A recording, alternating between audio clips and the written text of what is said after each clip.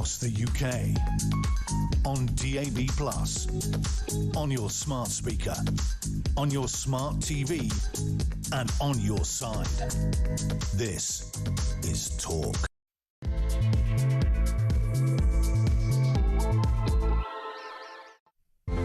Good afternoon. Welcome to the home of Common Sense. And as we come on air, Health Secretary Wes Streeting has resigned from government.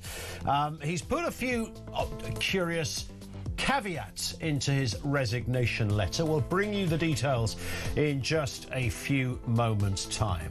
But as it stands, he's stood down. That means only one thing. He's ready for action. Also means we'll be looking for a new health secretary. Also this afternoon, Angela Rayner has paid her £40,000 stamp duty bill following an HMRC inquiry. The former deputy leader claimed the investigation found no deliberate wrongdoing, potentially enabling her, of course, to challenge for party leadership. She did nothing wrong, but she paid 40,000 quid. I can't work this one out, can you? And as Donald Trump meets with President Xi, the Chinese leader says that the US and China should be partners and not rivals. Despite the warm exchange, Xi warned that mishandling the Taiwan issue could lead to conflict. Yeah, watch this space on that one. We'll bring you everything you need to know, and clearly that breaking news, 0344 499 1000. Julia Hartley-Brewer has just left this studio absolutely raging. As she comes on, she's waited 3 hours for Wes Streeting to resign. Literally, as she took her headphones off, up it popped on the wires. Wes Streeting resigns from government. We'll keep our eye on the next steps, and we'll bring you the details of that resignation letter, because his letter involves Andy Burnham as well. Find out why in a bit. But at the moment, the Labour leadership race now resembles a kind of middle-class episode of Succession. Everyone insisting they're fully behind Keir Starmer while quietly measuring the curtains for number 10. The one thing we do know about the next Labour leader, it's not him. I know that people are frustrated by the state of Britain, frustrated by politics, and some people frustrated with me. I know I have my doubters, and I know I need to prove them wrong, and I will. Yes, I will. Well, you're off, mate. It's as simple as that. At the front of the queue, as you know, is Wes Streeting, the Blairite attack dog who speaks like a man permanently auditioning for a TED Talk on hard truths. We will take the best of the NHS to the rest of the NHS, get sick Brits back to health and back to work. That's the difference a Labour government makes. There it is. Well, that's what he says. His supporters think he's Labour's answer to modernisation. His critics think he's what happens when a focus group gains consciousness. It's probably true. Still, he's organised his media survey, reportedly already counting MP nominations. But is he Prime Minister material? You've got to throw that into them. Is he, when you look at him, it's the overarching picture, isn't it? It's not just what he says or what his intentions are. It's how somebody comes across. Then, of course, as we know, there is Andy Burnham, the prodigal northern son. Burnham remains wildly popular because he discovered the revolutionary political strategy of occasionally, just occasionally, sounding like a human being. He's become Labour members' fantasy candidate, soft left, pro-devolution and capable of discussing buses with genuine erotic intensity. The only snag is that he currently lacks that minor constitutional detail of actually being a Prime Minister. Then, of course, and by a happy coincidence, Angela Rayner has reappeared like Bobby Ewing. No, what's happening in the Labour Party at the moment is we've just had a severe beating off the electorate, and our ministers, our cabinet members, our Prime Minister and our members and our voters are saying things have to change. And some people say change the leader. Well, some people are saying that. But what I'm saying is the delivery of what we promised the electorate is the most important thing that we need to be concentrating on at the moment. So no leadership challenge? I want us to pull together. I mean, yes, there will be a leadership challenge. So she's re-entered the game. This is after HMRC cleared her, apparently, over her tax affair. She paid 40,000 quid. It was just a mistake. Stamp duty, of course, which modern British politics suggests qualifies her as a fiscal conservative. It's funny, isn't it, that Labour spent God knows how many years talking about non-doms and people with too many homes and the like, and there she is being the very thing she's attacked. Rayner accidentally role-playing a Conservative, but in Brighton. Hovering around the edges, by the way, here's a new name that I've been reading about, Yvette Cooper, Westminster's Human Emergency Briefing document, plus, of course, the man himself, Ed Miliband, who may yet return like a politically traumatised Obi-Wan Kenobi. Here he is, the last time he was the Labour leader. Today's election turns the page because a new generation has stepped forward to serve our party and in time, I hope, to serve our country. Today, the work of the new generation begins. Thank you very much. And all of that rather outlines the problems, because the real issues are that Labour's factions, these various people lobbing their name into the big pot to be leader, make it me, please, who want to beat the Prime Minister. The issue around this is that the factions still hate each other with the intensity of medieval monks arguing over spoons. I mean, these people are absolute pathological hatred of the next group. The Wes Streeting lot hate the Ed lot. The Ed lot can't stand Burnham's lot. Burnham's lot don't like Street. On it goes. Somewhere in Downing Street, Starmer is insisting, though, everything is fine. It's all good. Onwards and upwards we go. His cabinet, of course, resembles a WhatsApp group moments before someone leaked a screenshot. You know the kind of thing. We're going to get more, I think, throughout the course of the afternoon. We'll get more detail on this. But it's just happened. Literally in the last 10 minutes, Wes Streeting has resigned, saying he's lost confidence in Starmer's leadership. That means only one thing: that Peter Barnes enters the conversation. Yes. Political strategist, friend of the show, regular on the station. So, Peter, lovely bit of a serendipitous moment that you come in with a man for a bag of opinions, and a major figure in frontline politics has just quit, and we know why. We all know why. It's one of the worst kept secrets in Westminster, but I have to admit, it's a very interesting letter. I've only had a quick scan through it, but it seems to be much more of a trigger. It's definitely very coded. So basically he's saying lots of different things to lots of different factions. You're perfectly right when you bring up the factional aspect of the Labour Party. It genuinely makes the Conservatives look like the Brady Bunch. I mean, it's rather ridiculous just how much they actually ideologically despise each other, and how the Labour Party really was just a wrapper for this group of ragtag little groups.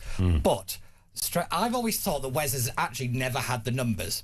I think this is a kind of signal, realistically, to the backbenchers to say, we need to fix this. We need to fix it now. It's me or it's him. Because Angela Rayner, I think she's out, I have to admit, despite this. So you just come in. Well, she hasn't said she's in. She doesn't have to take her coat off, put it that way. She can walk back out again. But because with this tax situation, it's rather convenient that that's landed this week, isn't it? It's a bit bizarre, isn't it? Yeah. I mean, bang on cue. Yeah. That lands, Wes resigns. What's next? Yeah, because there was a theory not so long ago that actually Wes and Ange were going to team up. And then it was Angela and Andy Burnham. Yeah, it's like the worst kind of like ensemble cast you've ever wanted to watch in a movie. But yeah, this is actually interesting, because I've always said, like I never thought he's got the numbers. I think he's telling the backbenchers, it's me or it's nobody. It's now or it's never. Because realistically, the longer this goes on, the safer Starmer stays. And I think, realistically, if he doesn't resign this week, I think he's probably in for the long haul, because he loses the momentum. But he's got to go. You mean Starmer? Yeah. But he's got to go, hasn't he? Why? Because the mood, when you've got at least 5 of your own cabinet ministers who are telling him to go, you've got 100 plus MPs saying we don't want you there. You've now got a major figure in the cabinet, in the health secretary, who's legged it. How can he stay on with any authority? Because you talk about mood music, he's deaf. You know, he got given £16,000 in glasses and he can't read the writing on the wall. I think that's the most funniest point. He doesn't have. I think Lord Ali had moody glasses. Yeah, frankly. he doesn't have the political antennae to understand what's actually happening around him. But he must know. He must know. He's got to know. But he's protected by process. But the process is, I mean, which probably suits him because he loves process. He loves it. He loves a database. He loves a spreadsheet. He loves the sort of the organised clinical approach. Yeah. to Look government. at his cabinet meeting yesterday. He says, you haven't got the numbers, we're getting on with something else. Yes. Because that is the process. So this idea that he's got to go, yes, convention says, but we're way out of the realms of convention. But there's go and there's go, isn't there? There's go now or go in September. That was the which is kind of the same thing. But if he's because if he can't, he's not going to go right now, is he? Like tomorrow, go. That's it. I'm done. Bye. Well, and David off he Cameron goes to kinda Benidorm. did a little bit. Do you remember when Cameron resigned and then he started whistling and when he walked back to Downing Street and everybody lost their minds over it? But yeah, he kind of basically said, like, right, that's it, I'm off. But I think for Starmer, you have to remember that he got that job because he thinks he's a good person. If he doesn't have that job, it means he's not a good person. Yeah. Nobody in that mentality is ever going to voluntarily resign. So they've got to coalesce behind one person. So I put a lot of this chaos not on Starmer not resigning, on the backbenchers being that ideologically driven that they're playing petty politics, and the country is suffering for it. Yeah, that's the reality. Let me give you some lines that came from the resignation letter. He says, having lost confidence in your... This is his letter to the Prime Minister. Having lost confidence in your leadership, I have concluded it would be dishonourable and unprincipled to do so, to remain. Obviously, I mean, that's fair. Yeah. If you believe you've lost confidence, why would you share a cabinet meeting with your boss? He says, for the first time in our country's history, nationalists are in power in every corner of the United Kingdom. One of the most underreported bits of the local elections. That's a very good point. Yeah, Sinn Féin, Plaid Cymru and the SNP. The project to keep nationalism at bay by New Labour has just been the incubator for it. It's a great point. That's not talked about. It's not talked about. And there's a lot in that local elections nobody's talking about, I have to admit, because of all this drama. Indeed. Yeah, like the fellow that stood in Sevenoaks, for example. I mean, there wasn't actually an election there. That's why it was weird. He just stood there, hoping somebody would elect him. Make me the mayor. Well, that's going to be Starmer in a few weeks. He says also in his letter, progressives across the country are increasingly losing faith that the Labour Party is capable of rising to our historic responsibility. He says there's no doubt that the unpopularity of this government was a major and common factor in our defeats across England, Scotland and Wales. He says, where we need vision, we have a vacuum. Where we need direction, we have a drift. And leaders take responsibility, but too often that has meant other people falling on their swords. He's not really falling on them when he pushes them over. Well, indeed. And he pretty much concludes by saying it's now clear that you will not lead the Labour Party into the next general election. Well, realistically, I think if it's straight up between Starmer and Streeting, Starmer wins by the popularity of the party base. I've wondered that, but I don't think it's going to be that. We talked about this yesterday, that if literally they went, right, okay, let's get this out of the way, 4:15, see you on College Green, let's have a duel. But a verbal one, and we'll see who votes for who. Starmer would probably win on that basis. Yeah. And, I mean, this is what Major did, of course, back in the day, so it sort of puts everyone to bed momentarily. Yeah. There's also that element of it, but there's the next step, the party membership. The party membership is more left than Ed Miliband. Yes. So realistically, they're back in Starmer because they've got control of him. You have to remember the backbenchers are running the government. Yeah. They're not going to let their nice little action figure that they wander out and they play with, and then they're not going to let West Streeting have a go at it. No way. They're going to lose absolute all power. So the backbenchers, I don't think, are realistically going to choose Starmer. So, sorry, West Streeting. West Streeting. So I think you're right on that. But, of course, that presupposes there's only two in the race, and we know there will be more than two in the race. The bit that I can't get my head around, Peter, is that this has got to happen quick, hasn't it? There's got to be some very quick follow-ups to this resignation. Yes, so this was why it's taken so long, because whoever goes first shoots the trigger, and if nobody else follows, you look like an idiot, and you're out on your own. That's Anas Sarwar. That's what happened to him, because this should have all happened weeks ago. Yeah. And West Streeting and Ange, they bottled it. And they waited till afterwards. But, so the next logical move would be for West Streeting to say, I'm going to stand because in that, he doesn't really stand. He doesn't announce that he's going to challenge in the letter. No, in the letter he doesn't. But that's got to be the next announcement. It is convention that you resign from cabinet. But again, convention doesn't really exist anymore. That's true. Yeah. Like you said, you shouldn't really sit in a cabinet with the boss you don't believe in. Well, yeah, and I like that's I think fine, that's a very dignified way to do it. Or is it that you're not sitting in cabinet because you just want the boss's job? There's definitely that element because he got 16 minutes with Starmer the other day. I think he looked like he had a face like thunder, as my mother would say. Yeah, when he walked face out like a smacked what's it? Yes. Yeah, and the next So the next logical step, Streeting has to say, I'm standing to challenge. Yeah. That's got to happen. I would have thought it's got to happen quickly. I would say probably within the next 2 hours. Realistically, you've got to cobble together the press conference and all the rest of it. And then somebody else. Ed Miliband has already said if Streeting runs, he's going to run. So that, which has surprised a lot of us, because we actually thought Ed was just going to be kingmaker. So he would actually bring the soft left with his voting base with him, whoever decided to run, because he's actually said he didn't want it. Sure. But again, it's Ed Miliband, so whatever he says isn't true. There you go. But yeah. What I did a name that I haven't really seen much was Yvette Cooper. Oh, thank God! We should all be thankful about that. Yes, but does anybody remember Yvette Cooper, the Foreign Secretary, in the middle of a global crisis? Has anybody seen Yvette Cooper? Where's Yvette? Yeah. So there might be. It might turn out there's 5 names. Realistically, Shabana Mahmood, Rachel Reeves, and Yvette Cooper will never back anybody but Starmer, because if he goes, they're all out. They're done professionally. Well, of course they are. Yes, particularly the Chancellor. Yeah, and this is the difference with the Tories.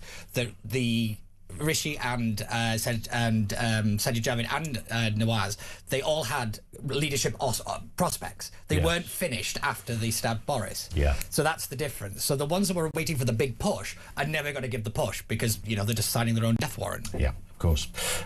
We'll take some comment from you on this. 03444991000. Your reaction to Wes Streeting resigning now. He's resigned. What do you think is what happens next? There's the question. What happens next for this government?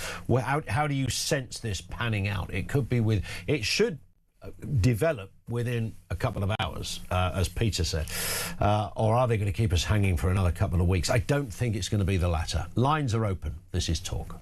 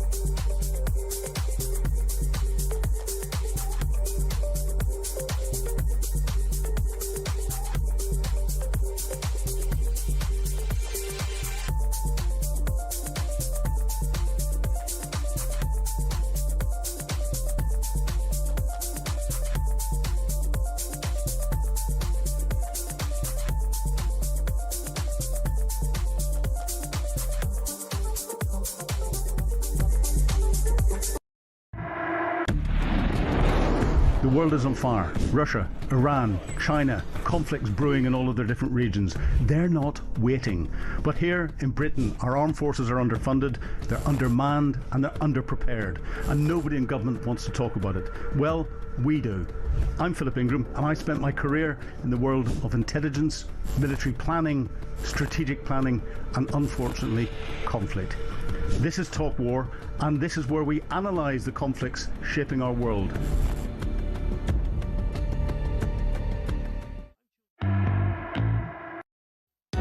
Across the UK, on DAB+, on your smart speaker, on your smart TV, and on your side. This is Talk. It is talk. Peter Barnes is still with us. Don't know why. He just won't go. Yeah. But listen, we'd be failing Peter not to... Obviously, we've got our eye across the whole West Streeting thing. What happens next? What do you sense is going to be not just the chronology of events as they unfold? Happy to take your views on that. But the wider question, the spirit of that question, what happens now? This is our country, for God's sake. It's being sort of played around so that people can colour their CVs. And that's the bit I really hate. I want that job. I'll tell you what, if you get that job, I'll give you this job. It's like, stop it. Yeah, you're running the place, mate. Well, they say they're running the place. I think that we should, I mean, I do often say, can it get worse? And then I think, Angela Rayner, yes, it can. Yes. Because we keep saying that this kind of big economic meltdown might trigger a general election, all the rest of it. Yeah. We're relying on people that have led to this economy to understand the economy. Correct. So that argument I can understand, because people on the right understand the economy. That's why Liz went. But I will say Liz might get a bit of a reprieve now. You know, because she didn't ruin the economy as much as this lot did. Well, indeed. I mean, if you look at the figures, I mean, they stack up comparatively in terms of debt and goodness knows what else. Let's move to the other big story, which dovetails into this story, and that's Angela Rayner, who's indicated her openness to participating in a potential leadership contest. This, of course, is following her assertion that she has now paid the 40,000 quid in outstanding stamp duty. Let's have a listen to her speaking to ITV this morning. Can you just tell me what the decision was from HMRC as you understand it? Well, I welcome HMRC's conclusion and they've said that there wasn't any wrongdoing and that I didn't try to avoid paying tax or I wasn't careless in the way in which I conducted myself. At the time when I was in government and this came to my attention that there could have been tax owed, I was really shocked about that because I'd taken advice and I've never wanted to avoid paying my tax. And for me, that was the most distressing thing, is that people felt that I was tax dodging or trying to set up trusts to avoid tax or being careless by not taking the appropriate advice, and HMRC have concluded that isn't the case. I am not, I'm quite a bright fella, Peter. I'm not a tax expert, though, and thank the Lord I'm not a tax expert. You've got a personality. Indeed, yes, there is that. I'd like to think so. So 40,000 quid. She'd done nothing wrong, but she has to pay 40,000 quid, which suggests she's done something wrong. Yeah, this is one of those kind of an accidental thing. However, she was the housing minister. She not only was the housing minister, she worked in a department that had within that office had the biggest brains in housing law in the land. Exactly. The people that literally write it. Yeah, I know. I think yet she wants us to believe that. It doesn't matter what HMRC say. Unfortunately, this woman is now finished because this country at the moment is not going to elect anybody that has this tax system, this kind of dodginess hanging about after Mandelson, after the Starmer, everybody's in it for freebies, which she's also indicted in. She has a big credibility problem because the girl from Stockport done good used a wealth management firm to hide money. It's interesting, isn't it? Because she was also told, as I understand it, when all this happened, to seek advice. Yes. And she didn't quite seek the advice. She went to a certain type of law firm, and they said you should go to a tax specialist and this kind of thing. And yeah, it was one of those where she kind of did, but she didn't do enough, which we would expect from somebody who's, again, a Minister of State. My big problem of this one is actually her credibility. She spent a very long time doing the whole girl from the Council of State, done good, look how far I've got, and this has just made that evaporate in the matter of, 6 or 7 months? Indeed, and it's much like the Lord Addy glasses thing and the suits that Keir Starmer got. It was, I don't actually give a toss whether he gets given a suit from somebody. What I do care about is that this is the guy and his cohorts that told us, we don't know people like Lord Alley, millionaires, and we don't know people like that. We're the people's people, and that was the mood music they set. What I don't get though about Angela Rayner, Peter, is that ignorance, I thought, was no excuse. It was no defence. Yeah. So if you made a mistake, why is there not a fine? She didn't do it for personal gain, and that's probably true. I don't know. But even if we give HMRC and her the benefit of the doubt, so she didn't do it for personal gain, it was an error, as I understood it, that you would still get fined because you can't claim ignorance. And she would have had access to the best advice. Yeah, again, I'm not a tax expert either. I rather don't like paying it, so I try to avoid it if I can. But I will say that you're bang on this, because I think if this was anybody else, I would love to know, in a similar situation, was the prosecution? Did it go further? I'd be very interested to know, because did HMRC buckle because of who she is? That's a very real possibility that we need some answers to, because that somebody's going to have to explain that bit to me. I'm sure there's a lawyer somewhere. You know, there always is, but they can explain one somewhere. Somewhere there always is, but £40,000 is not an accidental amount of money, and she's made a lot of money since not being deputy prime minister. I think it was £100,000 for one speech. That's quite impressive, I have to admit. You know, Theresa May was one of those as well. She made a fortune on the paid £100,000 to hear Angela Rayner speak. I mean, seriously. Well, I don't know. It could be quite entertaining. You don't know what she's going to say. I'm sure it would be, but you know, I know a bit about the old speaking circuit, and you know, you've got to. That's sort of Bill Clinton money. Yes, it is. But, you know, if she's going to be the next Prime Minister, at the time she was tipped to be the next PM, it's all about influence. That's what all this stuff is. So the thing when it comes to hospitality, it's not, you know, that they were getting all the freebies. It's who they were getting the freebie off and what are they going to do in return. That is always the thing. You know, I've worked around the donor system in the political sphere for a long time. It is not great. It is very grubby, and everybody's got, you know, the proverbial on them. Indeed. Talk about the proverbial on them. Nigel Farage. Now, is this a serious story for Nigel Farage and Reform? There's this whole £5 million gift he was given from a British crypto billionaire. I mean, that is almost without precedent in terms of the amount. So there's that, and some conflicting information on, well, it didn't need to be declared in the same kind of way.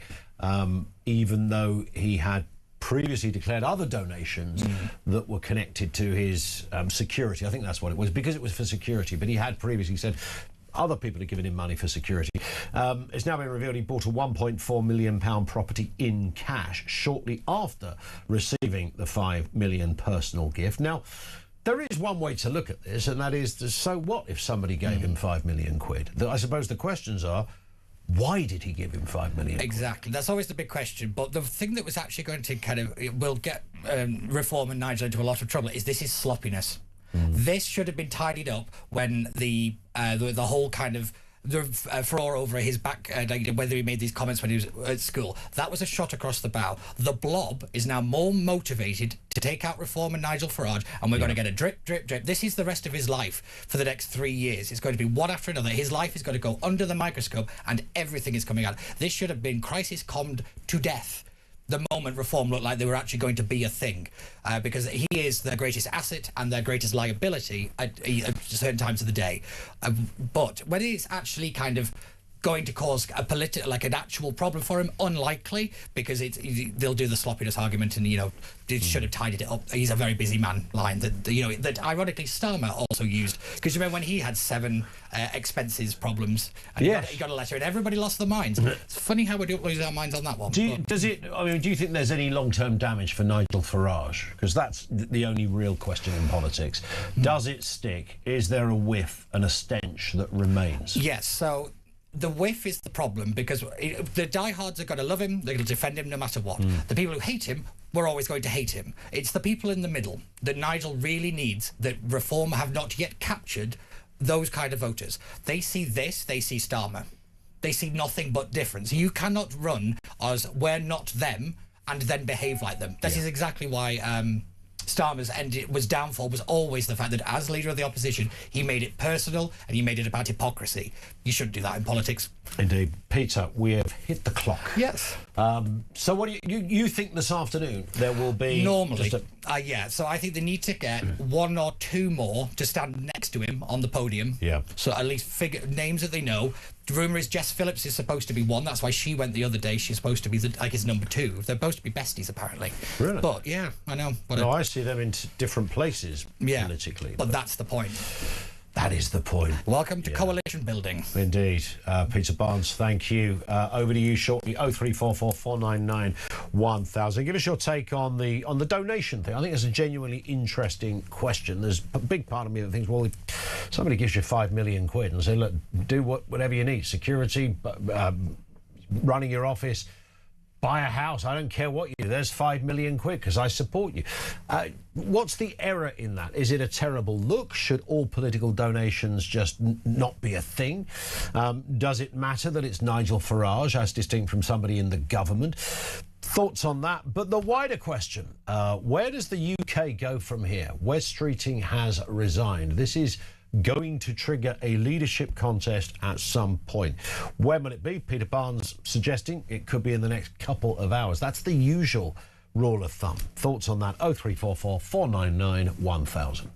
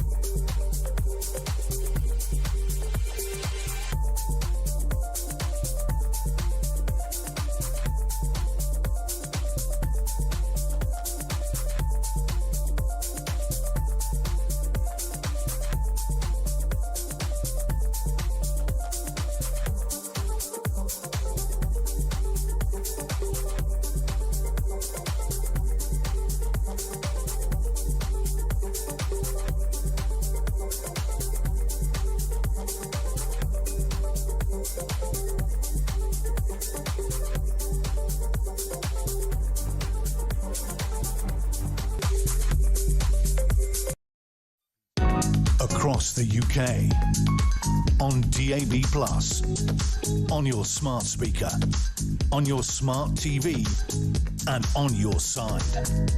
This is Talk. Chris in Greenham says, if Wes and Ange teamed up, that would make them Team Wang. Yes, and Chris, I'm going to nick that from you, lock, stock, mate. If that happens, they will only ever be referred to as Team Wang. I think I pronounced that correctly. 0344 499 1000. Where does the UK go from here? Let's get a word firstly with James Hill, Deputy Political Editor at The Spectator. Afternoon to you, James. Well, we waited long enough, didn't we, in political terms, and then, well, bang on 1 o'clock, much to the annoyance of Julia Hartley-Brewer, who just left the studio, we get the big announcement. Wes Streeting has resigned. Now, this isn't because he doesn't like stethoscopes or the job of running the health service. It's a bigger story than that. Absolutely. This is very much about the leadership of the Labour Party, the premiership crown, as it were, where Streeting has delivered a 987-word blunderbuss of an assault on Keir Starmer's government. He sent a letter that is completely attuned to the anxieties and insecurities of the Labour Party. He'll have been thinking about this, not just probably the last 2 days, but the last 20 years or so, very much how he plans to potentially get the Labour leadership. He's said that there's a vacuum where there should be a vision. He suggested there's not enough listening to the backbenchers. It's all the kind of things you would say if you were going to topple Keir Starmer and go for the Labour leadership. Yeah. The question is, when? He's done the resignation. Everyone's digesting that. Someone is probably Googling where to get a podium from right now. What's the deal? What's the chronology here? Because he's going to stand and he can't wait for 3 weeks, can he? Is it likely to happen in the next couple of hours? Well, you would think potentially. I think events are taking their own course right now. We understand that cabinet ministers are going in to see the Prime Minister. We understand that only 7 of the 23 or so people in Keir Starmer's top team have backed the Prime Minister in the last couple of days on camera. That therefore suggests to me West Street can hold off launching a formal challenge up until the point when the Keir Starmer has already been told to go. And I think he would very much want a big leadership launch. Remember all those Tory ones we saw, maybe with Wes on boasters, etc., talking about the wonderful things he'll do for Britain. Right now, this is very much more in anger and sorrow, and I think the kind of big vision that Streeting claims to offer will be one of the coming days. So you think it's days rather than hours that we will have to wait for this announcement? I don't think that we will necessarily get a kind of launch formally today. You can understand maybe something gets forced out around 6 or so, but I think events are moving at such a rapid pace that I think it's almost going to become. I think people around him would hope that it becomes clear to Keir Starmer that he should step aside rather than Wes versus Keir on the ballot. Could we get? Because I was trying to work out. This is part of this is sort of political anorak territory as well. I was just trying to generally work out what's likely to happen. We know that Team Miliband had said the minute Wes's hat goes into the ring, so does Ed's. There's that. We're hearing stories of particular constituency MPs that might be willing to stand down in the northwest to facilitate Andy Burnham. Could that be the next? Could we mysteriously just get an announcement on that first? What do you sense is likely to be the order of events in terms of the different personalities involved in this? Well, I think that a number of the cabinet will go to Keir Starmer this afternoon. They will say, look, this isn't going to work. And I think thereafter it'll be up to Wes Streeting, therefore, to then choose when he chooses to make a challenge. Andy Burnham has kept his counsel thus far. Will he choose to say he wants the Prime Minister to go? That could encourage people. I think Wes Streeting actually was quite clever because he's talked about the best possible field of candidates. He's not ruling out Burnham, even though I think, of course, it would help his chances not to have Burnham there. So really, it's just about trying to get the Prime Minister out and then go from there. And I can't think anyone will be able to tell you precisely the coordination of these events. I think the choreography of the past 48 hours has been unprecedented, up to sending the King's speech. But I think right now, Wes Streeting is waiting to see what happens in terms of those other big beasts. What's the radar telling you, though, James, in terms of who is likely whenever this is to happen? There's obviously once we've got names, there is then a process. That process could be sort of timetable related. It's going to happen in September or something. So Keir will get his summer in Chequers, but he won't experience one of those lovely Christmases in front of that lovely ornate fireplace anymore. So it could be that. Who becomes the next leader? What's your instinct on that? I think it'll probably be someone from the soft left. I think that it depends, obviously, if Rayner or Miliband choose to duke it out. If Burnham can get in, I probably think it'll be. I think Angela Rayner is in a good position right now, despite having a wind going out of her sails. But honestly, I can't tell you in the next 72 hours or so. I do think I'm sceptical of Wes Streeting. He's clearly going to market himself as a winner. He's had a good series of results in Redbridge last Saturday. On the local elections night. But I think that overall, it's at the moment all dependent on everyone watching each other, and until no one wants to blow up, I'll say that. Yeah, indeed. James, we will speak again in the coming days, I'm sure. James Hill, Deputy Political Editor at The Spectator. Let's get a word with Tony McNulty, former Labour MP, former Minister of many portfolios during his time working with Tony Blair and Gordon Brown. Tony, good afternoon to you. Good afternoon. How are you? Yeah, good. Nice to have you with us. I mean, look, I often say this to politicians who are serving for long periods of time, particularly under two different leaders, and of course we know there was a bit of tension between those guys as well. So you know what a backroom row looks like. Put it that way. This is the back rooms of back rooms, I think, because it's almost like a sort of a slab of jelly. You put it in one part and it wobbles all the way over to the other side. True. I think the most interesting thing about Wes Streeting's letter is he's saying in between the lines, I don't want a quick contest between me and Keir Starmer. So effectively, he's put the ball back in Starmer's court.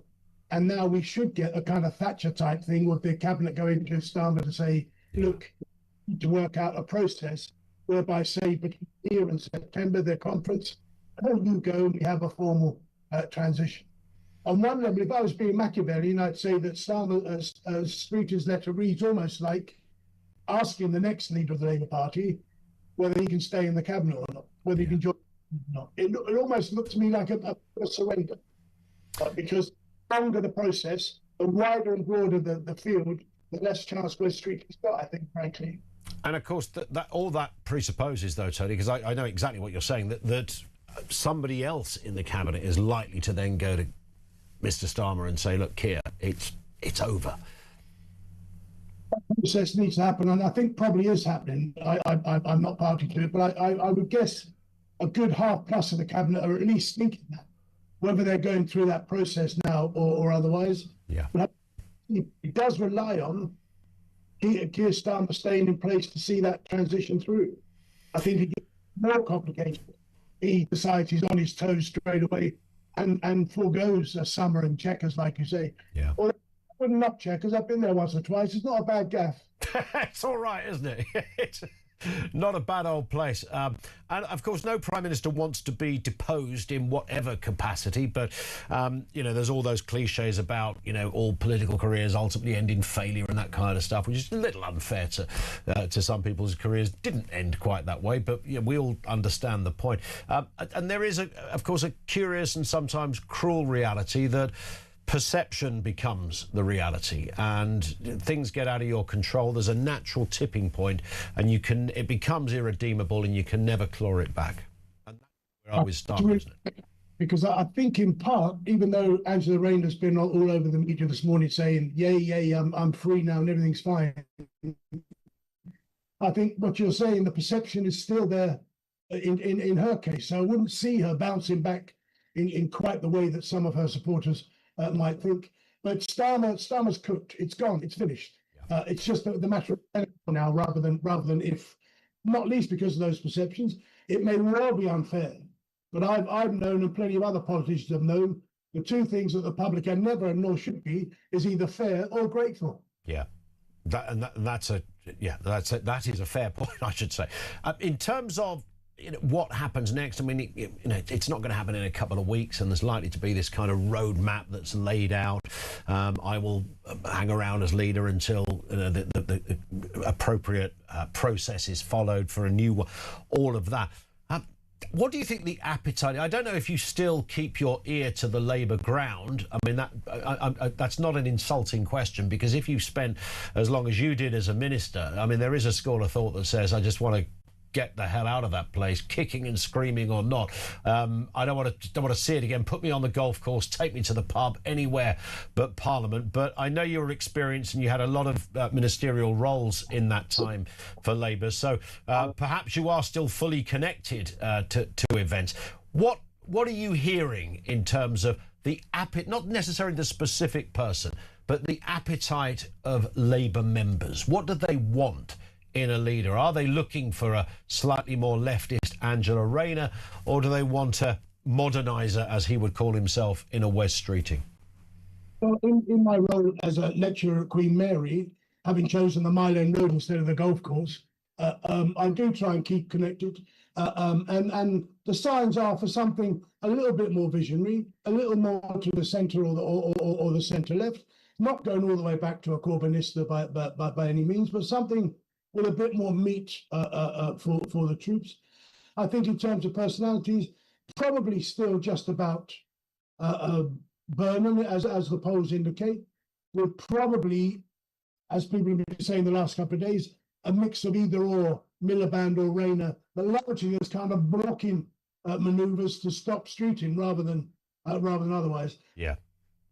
The Labour, for most parties, are very, very good at choosing who they don't want rather than who they want, in that sense. That's very true. I do find it strange, though, that when this is such an obvious point, Tony, but, the most successful the Labour Party has been is under Tony Blair, who won 3 elections. No Labour leader has ever done that. And you might think, in any other world, that would be the only yardstick by which you would judge potential success. But, of course, party members, whether they're Tories, because they can do this as well, whether they're Labour, can do curious things. They don't always run with what you might say is the blindingly obvious.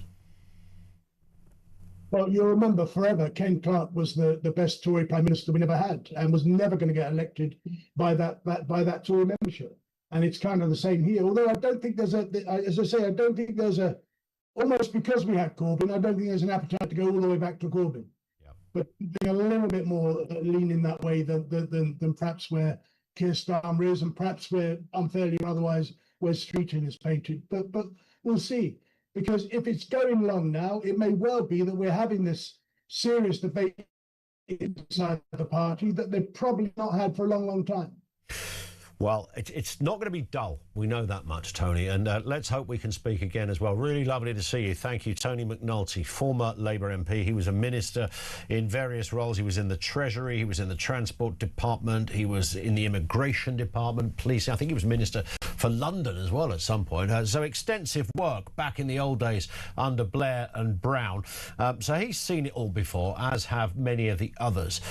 We tend to forget that there's a country to be run here. This shouldn't be about people's CVs. This shouldn't be about showboating because you want a good gig, because they are good gigs, and if you've got the time and the energy, and man alive, it does take your time and energy, even if you know, we look at these people and think they're either crackers or they're, you know, so vainglorious that they're unaware of everything. The one thing that is involved in that job, whether it's Prime Minister or Secretary of State in a senior position, is you don't have any time. You really don't have any time. It's like you cancel your life. That includes your kids' birthday parties, your mum and dad's anniversary, all of that gone. You're very lucky to get a private moment in there. So the fact that you desire those positions is in itself curious, but that's maybe a debate for another day. In terms of where we go next, well, we're hearing chief political commentator at the Times has just heard that Catherine West on Radio 4 saying that Starmer could win a leadership election and hasn't ruled out voting for him. I assume that means between him and Streeting. It was Catherine West, wasn't it, that said she was going to stand herself. So was she going to stand herself and then vote for the person she was standing against? Or is... I mean, it's that mad over there at Labour HQ, I wouldn't be surprised. Unless she's saying, look, if it was just between Starmer and Streeting, she would go full-on Starmer. Because what we forget, when we hear all of these Labour people who will say, either behind the scenes or openly, got to get Starmer out, got to get Starmer out, I think instinctively a lot of people take that to mean because we need a more kind of Blairite, kind of centre-right government. No, it really doesn't. For so many of those people, it means we want a kind of Corbynite type thing. And don't underestimate the loony left intake in 2024.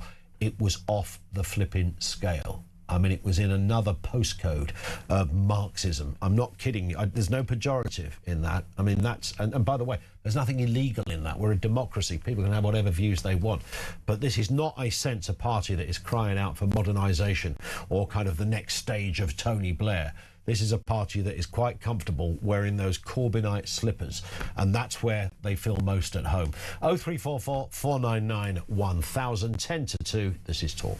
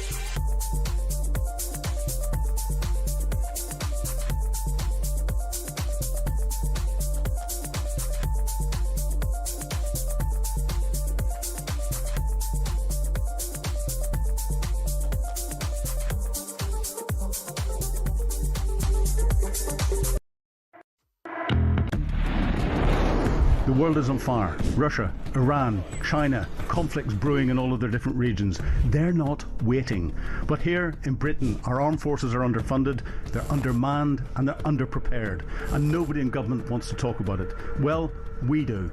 I'm Philip Ingram, and I spent my career in the world of intelligence, military planning, strategic planning, and unfortunately, conflict. This is Talk War, and this is where we analyse the conflicts shaping our world.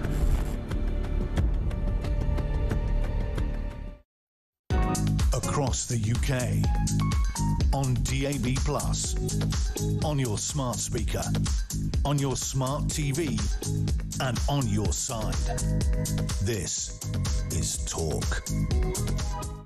This comes in from Dan in Bristol. Says, Ian, can anyone explain why nobody's mentioning Rachel Reeves or David Lammy as potentially in the running to be the next Prime Minister? My initial answer to that, Dan, would be, and I can't say this with authority, but I don't think either of them want it, because they wouldn't. I mean, it would be humiliating, I think, for both. If Rachel Reeves right now put her hat into the ring, then that's the end of Keir Starmer. There would be no Starmer in the leadership race. The obvious answer seems to be that people think they're absolute donuts. Yes, you've just answered it as well, Dan. However, clearly the Labour Party don't think like that, as they hold such senior positions already. Yeah. It's very strange. You know, party memberships have a habit of being behind the underdog, and the underdog is the underdog for a reason, because they're not as good as the other person. So and I get it, you go for what you philosophically agree with, but you've also got to go with where you think the wider country. You've got to take people with you, even if they don't vote for you. You've got to be able to say, and I know everybody keeps quoting it, I do it all the time. You mentioned Thatcher, you mentioned Blair, but people who could look at Thatcher, look at Blair and go, OK, I didn't vote for them, but I see what they're doing, I understand it, they seem, you know, they've got a plan, they're clever, they know what they're up to, they're looking for change. Might not be everybody's cup of tea, but you could sort of say, you know, these are the characters that took the electorate with them. And we ain't had one of those for a long time. Phil is in Hull. What have you got for us, Phil? Afternoon. Good afternoon, Ian. I enjoyed your conversation with Pete Barnes. He's always good, Pete. Yeah. Can I just make a couple of points? Yeah. First, on this Angela Rayner thing. Now, I was led to believe that HMRC rang her up at 6 o'clock this morning to tell her she was in the clear. And the second thing about this is, how can you be in the clear if you're told to take specialist tax advice, which you ignore? How is that not at least careless, besides being a bit arrogant, but being careless? And unfortunately, she's got a bit of a track record in all this, because we had all this shemozzle in the constituency about which house did she live in and where yeah, do you remember that? Did she live with her boyfriend? And yeah, I mean, she for crying out loud, she's the housing secretary. And well, that's what that just brilliantly makes the issue so much more interesting, doesn't it? I mean, the person that I know, I keep saying this as well, that had access to the best advice that you could possibly get. Yeah. I mean, if her department was writing the advice. Yeah, I mean, it's unbelievable. If you're told, I mean, we know tax is complex. You must get specialist advice, but you don't. Yeah. Well, that's not careless, because I promise you, if that had been a Tory one or someone else, they'd have been done by now. I mean, it took all this time. Why? But when did she find out, actually? My friend told me this morning, he's ran Labour, he said, oh, she's a working class lass. Well, I said, what, with an £800,000 flat? Yeah, fair point. Well, you could buy 6 houses in Hull for that. Yeah. I just don't believe it. And saying she don't want to be Prime Minister, which she said last year, then why is she contemplating throwing her hat in the ring this time? Yeah. And just one other thing, if I may. Yeah, go. I don't care which of this lot come in, because they'll be worse. And that's saying something a bit ridiculous, to be worse than him. And if I could just repeat again about Al Khan's, this dark horse, I've got the greatest respect for him as a soldier, but I have no respect for him and TAP and all the rest of them, all the ex-servicemen, who voted for this legacy bill and won't put their head above the parapet. It's a bit bizarre, isn't it, that those guys did put their name to that. I agree with you. Phil, great call. Thank you, mate, for that. Of course, the other point that's worth just thinking about, it's not just getting a new Prime Minister. All those cabinet roles will have to be filled as well. So, what does a new Chancellor look like if Ed Miliband is the Prime Minister? What does his Foreign Secretary look like if Ed Miliband is the Prime Minister? Those are in fact, there's a reasonable argument to say slightly more concerning than the main job in many ways. Stuart is down in London. What do you got for us, Stuart? Afternoon. Good afternoon. How are you? I'm all right, thanks. Yeah, fire away. It's I know that people don't realise that personal security costs a hell of a lot of money. 24 hours a day. It works out about $5,000 a week to be followed. And obviously, Farage is in danger. But how they found this information was very interesting. Obviously, I would probably guess the security service has been watching him, listening to him. They've got this information, passed it on to the Guardian, who then printed it. It could have been that, although the person that donated had already been a Reform donator and was a well-known donator and supporter of Reform and a crypto billionaire. So it wasn't entirely, it didn't come out of nowhere, if that makes sense. Of course it did. I think he'd given them about 12 million before, didn't he? A few quid, certainly, in one go. And then they try to block any more people living abroad giving him money. But he's an English guy, so why should he be blocked? So he said, well, if they do that, I'll just come back to England. They're going to hit him with every bit of dirt and anything they can dig up that they can. Is a £5 million donation worthy of newsprint? Not really. If it's generally for his security. And he wasn't even an MP at the time. I don't really care. But, I mean, the Labour government and the Conservative actually look at themselves, some of the dodgy things that they've been up to in the past. And once you start digging dirt out about people, if that is your mission, to find some dirt, you will absolutely find it. Listen, I've got to run, Stuart, because the news is upon us. Thank you for that. 0344 499 1000. Let's get the news at 2 o'clock.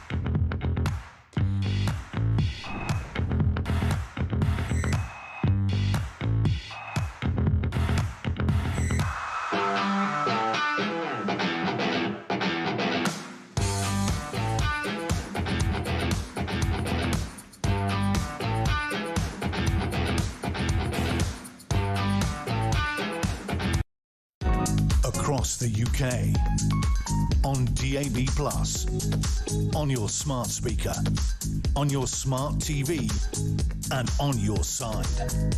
This is Talk.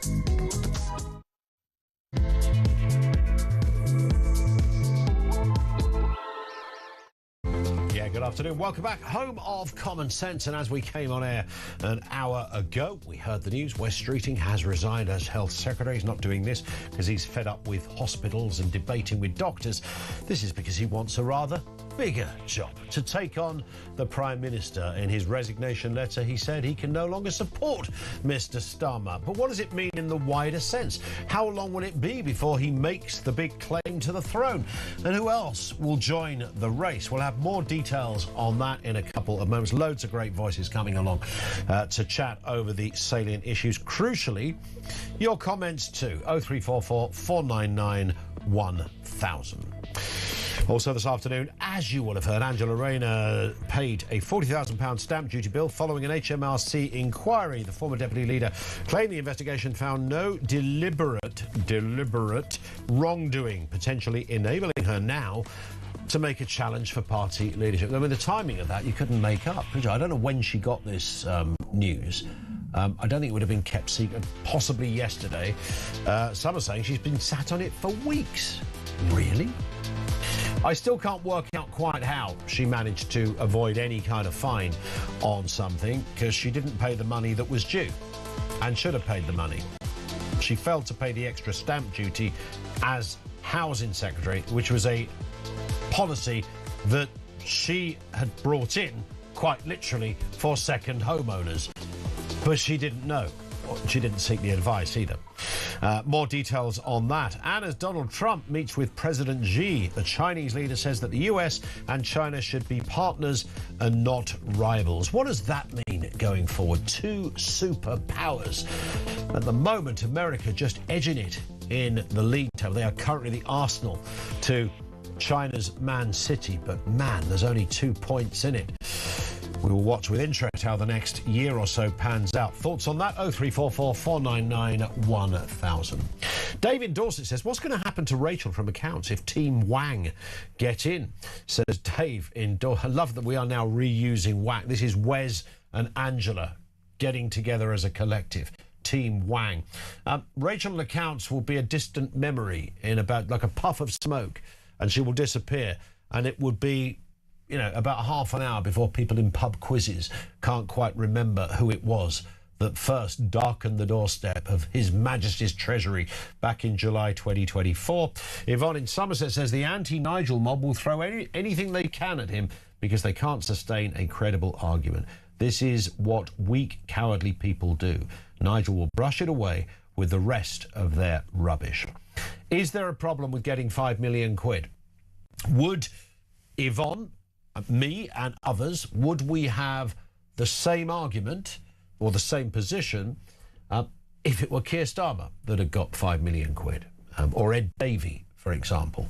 I'd got it's quite funny, the thought of somebody giving Ed Davey 5 million quid. Thoughts on all of that and the bigger question, where does the UK go from here? 0344 499 1000. And, of course, you can message 87222. So we know that Wes Streeting has resigned as Health Secretary to challenge Keir Starmer for the big job. In his resignation letter, he explicitly told the PM he will not lead the Labour Party into the next general election. I think we can now all agree that is a statement of fact. Let's speak with Giles Dilnott, editor of Conservative Home. Good to see you, Giles. I mean, you're good at throwing the odd curveball into an argument. Are you going to tell me that Keir Starmer will lead Labour into the next election in some curious turn of events? That would be quite odd of me to do so. Very. Because I've been saying he won't for a very long time. Yeah. I'm possibly confused because I'm just remembering the last time someone gave me 5 million quid. Easy done. It's easily done. It happens to us all. Oh, by the way, it wasn't a donation. It was a gift. That's what they're saying. It's a gift. And that does make it different from being a donation from their point of view. Yeah, it's a personal gift. Yeah, but let's leave that because I agree there is more important things at stake at the moment. No, Keir Starmer isn't going to lead them into the next election, and that became transparently obvious. And I think one of the things that we've missed since the results came through for Labour on Friday morning after the locals is this very peculiar thing of lots of sort of Starmer loyalists going, well, you know, I don't want to Wes, I don't want Andy, I want to stick with Starmer because of all the stability that he brings. And they wouldn't be in this position if that were true. Yeah. the writing on the wall for Starmer has been there for some time. I was on your sister programmes, Times Radio, in December of 2024, and I was asked, which political leader is in most trouble in the new year, and I said Keir Starmer. And of course, there were raised eyebrows. They wanted me to say Kemi Badenoch, and at the time there was a lot of doubt about Kemi, and there's no doubt about that. But she was just starting out. That seemed to me a little bit unfair, but I was quite convinced that Starmer was already in a lot of trouble. I can't think of a moment. And I know they draw on he kept us out of an Iran war, which, to be perfectly honest, we didn't, because bases got struck. I can't think of a moment where he got a reset or a moment that got better. So we are where we are. The problem for the Labour Party is that it doesn't really matter if it's Wes or it's Andy or it's Angela or it's Al or what. For the moment, government is in stasis, and I can attest to that because I've been on the inside when we've been in similar situations. It's not fun, it's not funny, and government grinds to a halt because civil servants quite rightly think, well, hang on, do I follow through on what this person wants, because they might not be here in 5 minutes?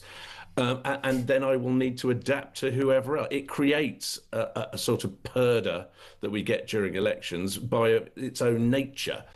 But it doesn't matter which one of them it will be, because they're all trying to operate in two things that are just going to bring them down in the same way they brought down Tory prime ministers who tried to work within a system that doesn't work anymore. First of all, everything they want to do is predicated on more borrowing. That just isn't going to sustain anymore. It's just not going to work. If our debt was a Department of State, it would be one of the biggest in the whole government. It costs a fortune servicing that debt. So anything to do with that, any solution that says we need to borrow more and we need to pump it into welfare and whatever, that's just not going to work. It's not going to work for them financially. It's not going to happen. The other thing is that they don't have enough agency once they get the job. There is an element to which I feel sorry for Keir Starmer. They always say pity is the worst bit of it, but I do, because he's in the same dilemma that his predecessors for some time have been in that they don't actually have the agency. You pull a lever in Downing Street and nothing happens because too much of the responsibility, the agency that you should have as government, as politicians in a government, is diversified to the courts. It's diversified to arm's length bodies that have say-so, that will literally stop you and block you all the way. It's immensely frustrating. And the final thing is, and this is not generalised but specific to Labour and Keir Starmer, is you can't come in with no plan.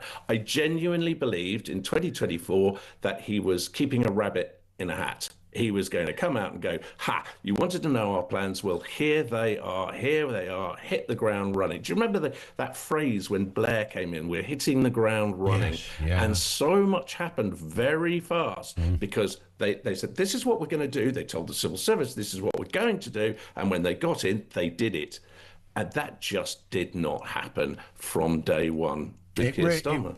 There was, this is all well spoken about stuff, but as you rightly say, there was no honeymoon period. It was just sort of bad from the off. And I guess the fear now, objectively, is that when you look at what we are likely to face in terms of the candidates, and we already know there's a greater Labour Party appetite for soft left than there is for the more kind of Blairite vibe, which would suggest that the likes of Angela Rayner, maybe along with Andy Burnham, I can't get that kind of twin. I've always had this thing, Ian, that the people least qualified to choose who should lead their party are members of that party. Agreed. I say that as a member of the Conservative Party. It's problematic because they have very different sets of desires and wishes for an agenda. And so Labour will have the same problem with this. They will want somebody, I think, who's going to tack left rather than right. And the country is saying, well, hang on a second, there are things we want you to do that mean you definitely won't do any of those now. Yep. And then you also then get a set of MPs who go, right, we're great, we've got the person we wanted, and find that they too are hamstrung, because then the person they wanted gets the job and realizes, I can't do that. I literally will not get away with doing that in the country. And do you, I mean, what are you thinking in who those or that person could be that's likely to get the gig? I'm thinking at the moment, if Wes hasn't moved, so he's resigned, we've got that. I mean, this morning was a bit of tumbleweed going, what the hell's going on? Yep. But I think the shortness of the meeting with Streeting on King's Speech Day gave an indication things were not good. Sure. And the fact that he hasn't yet said, I'm launching, the fact that there's an argument about does he have the numbers or doesn't he have the numbers. I mean, maybe he's launching later today. We don't know, and there's an awful lot of rather silly speculation going on. It reminds me of reshuffle days when people go, I've heard. It's like, well, why don't you be quiet until we know? But we haven't actually had the starting gun. If he doesn't go now, then it's going to go longer, and I suspect that means Burnham will find a way. Although even that part, every single one of them has some kind of obstacle or flaw to their plan. So do you think, when this roadmap or whatever it is set out, is that likely to, do you sense be one of those, I'll stay in power until September or October, and then I'll take over? I don't think they can avoid it. I mean, it's the sort of thing that you can see strategists, and by the way, I don't know whether the public ever think this is a good idea, but it's the sort of thing strategists tend to do, is go, look at conference. What we'll do is Keir stays and says, I will step down on the announcement of, and he keeps holding the fort. And somebody is announced at their party conference, and that at least they get their platform without critique from outside to go, here's the new boss, cheers to the new boss. And who knows at this stage, who knows, because if there is the gap and Streeting doesn't force it now, then all names could be in there. Miliband, or they will, all of them will work at some form of going, do you know what, let's just make sure that this is quick, easy, and you get this. The other thing is, if there's a contest, we still don't know if Starmer will stand. I don't think he will. I don't think he can. I mean, without it looking... Not realistically. Really, it would look ridiculous, wouldn't it? But look, I'd love to see it, though. If he stayed... You're still back where you started with somebody who came out of the local election results with some unprecedented losses, largely because on the doorstep, whether Labour people like hearing it or not, they were told, canvassers were told, the problem's him. We don't like him. We don't think he's up to the job. I've never disliked the man. I find it very difficult to dislike politicians. I'm a nerd like that. I like politicians. I don't dislike the man. I just don't think he's up to the job. He's just not very good at being Prime Minister. Listen, Giles, thank you as ever. Always great to get some insightful comment from Giles Dillnott, editor at Conservative Home. One of the other stories, of course, which has been pivotal, really, to today's events is that of Angela Rayner, who's been kind of, she claims, sort of cleared of any wrongdoing by HMRC, even though she's had to pay £40,000 in outstanding stamp duty. Let's get a word on this from Dominic Frisby, finance and economics commentator. Dominic, good to have you with us. I was going to say, really, I mean, you're also, in addition to finance and economics being central to your life, you're also a comedian and writer. You write songs, you write great songs. I don't know if you've written one about Angela Rayner, but if you have, I suggest you scrap it, because we were all wrong to assume she'd done anything wrong. That would be ridiculous. She's in the clear, nothing to see here. And good afternoon. Well, good afternoon to you, Ian, and thank you very much. And I should say, I have written a book all about the history of taxation, and I rant and rail about taxation, but I'm not actually a tax advisor. So really? But there are some things about this case that are just really smelly. And the first thing is that she should be, I mean, HMRC should have processed this much more quickly than they have. But for them to have suddenly processed it just as a leadership contest is pending is, to me, reeks of something going on. And then the next thing is they agreed that she paid the wrong amount of tax. Yeah. Well, in that case, she should pay a penalty.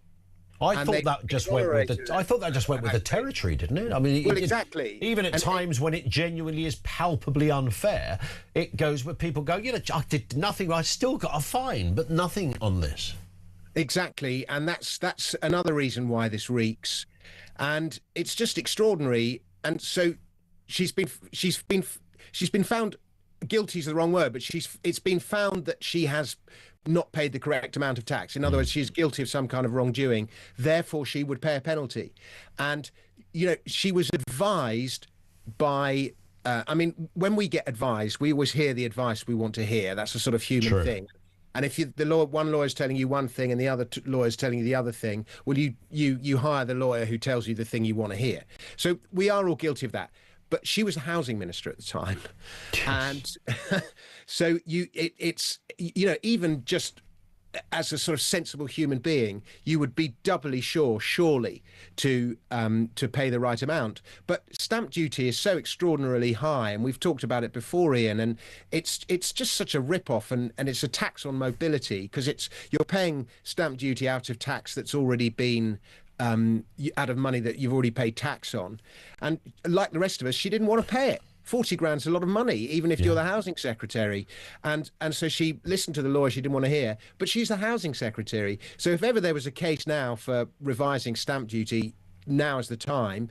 But if even, you know, the deputy prime minister falls short of it, but they're not going to do it, and they're going to persist with it, and you wonder why nobody moves house. I mean, I keep making this same point. I probably sound like a stuck record, but, you know, she sat there in a lovely office in the housing department, and just literally over the road in the corridor was the greatest legal housing lawyers on the planet. I mean, you know, there's no one with greater house-based qualifications and taxation and law than I mean, she could have literally just walked into an office and said, "Oh, Jim, I'm doing this thing. Can you? Where does the land lie on that?" I mean, it would have been that easy. I mean, you could have Googled it if you wanted, but if she was worried about that, she could have just spoken to somebody who literally worked for her. Well, exactly, or even put it into ChatGPT. Yes. But you're absolutely right, and the fact that she didn't, it shows a worrying lack of judgment on her part. And, you know, in all probability, she's going to be at least deputy prime minister again. You know, she must be a strong candidate to be prime minister now. And one of the things I argue in HMRC is most government bodies report to a member of the cabinet.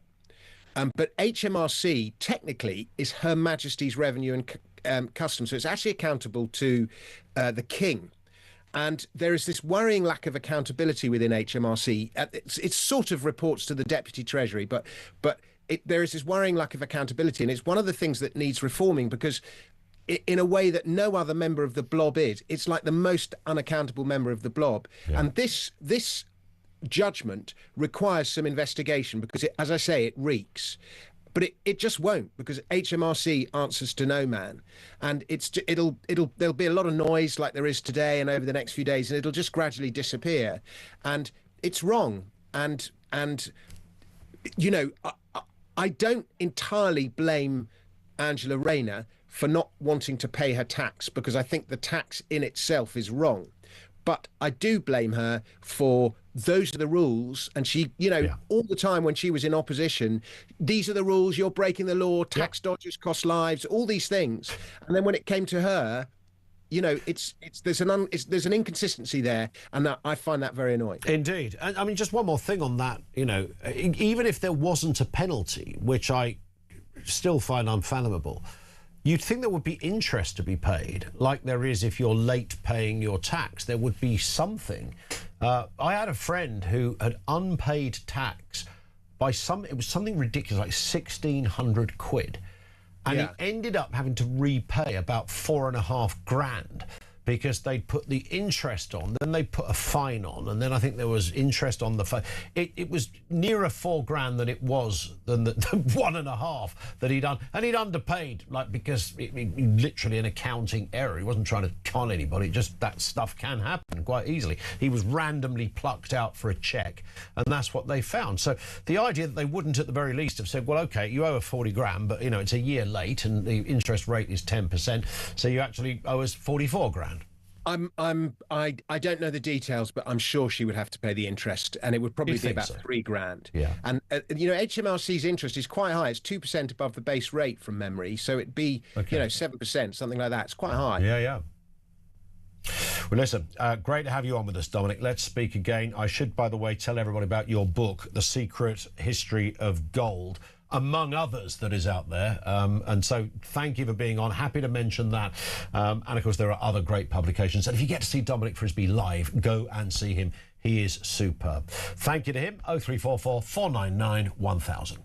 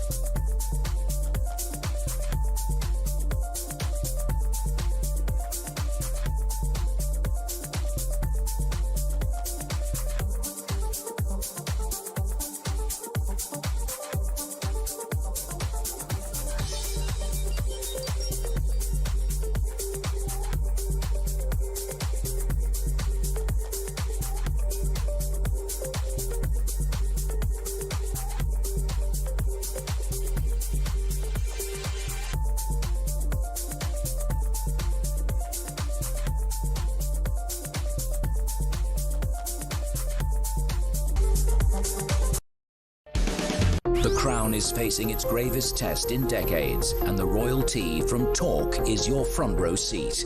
With royal reputations under pressure and probing questions about public trust, we unpack every twist and revelation with the biggest names in the business. From the throne room at Buckingham Palace to a mansion in Montecito, we follow every royal ripple. Never miss a moment of The Crown in crisis. Subscribe to the Royal Tea from Talk on the app or wherever you get your podcasts.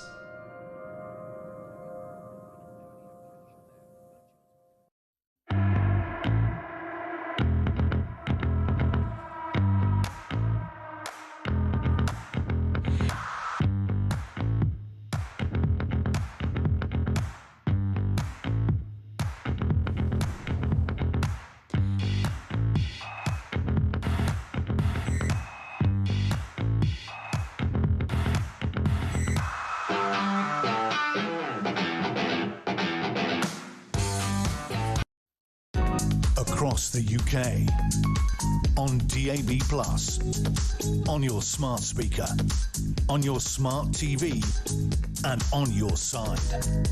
This is Talk.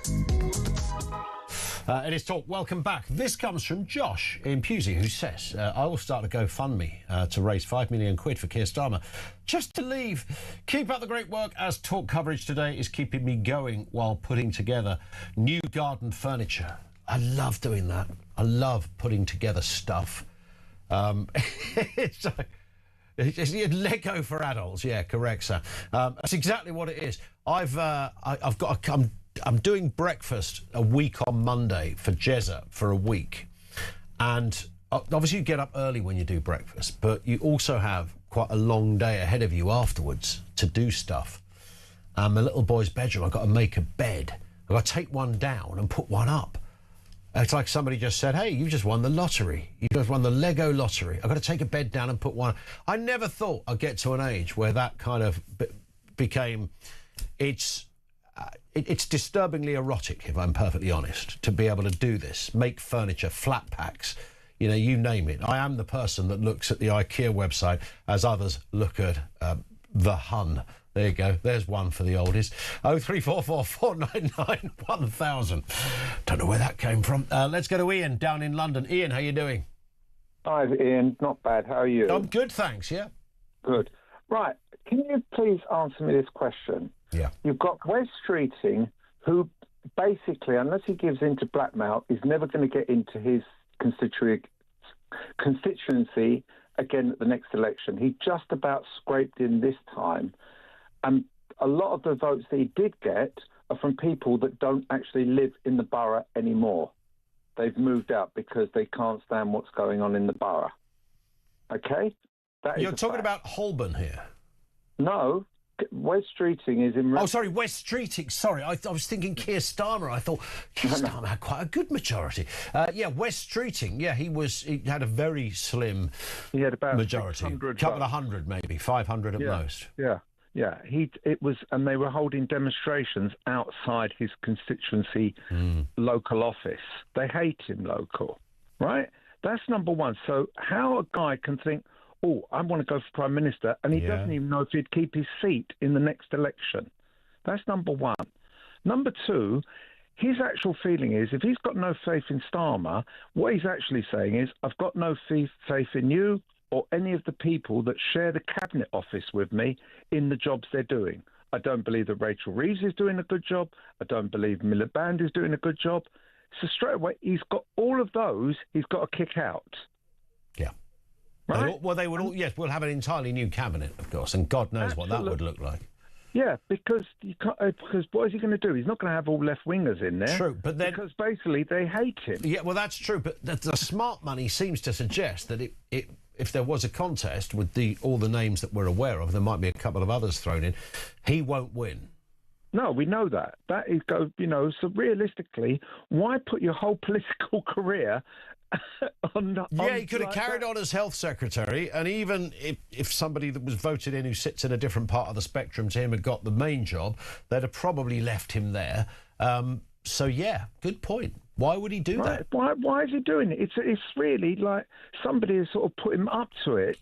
Well, there's always a bit of that going on, but could it be, I mean, we often talk about the unbridled vanity of politicians, could it be that everything you've just said, the slim majority at the last election, could it be that he knows that, he's obviously aware of that, but his thirst, that burning furnace of ambition that sits in the pit of his belly, is so great that he's willing to kind of run through that fire because he senses, a bigger job and victory on the other side? Well, that I can see, because one of the first major cabinet sort of in the last, that when Starmer put up that he's going to recognise Palestine, one of the very first that was jumping up and down with the flag was Streeting. He was one of the first because he knows that's the majority of people locally.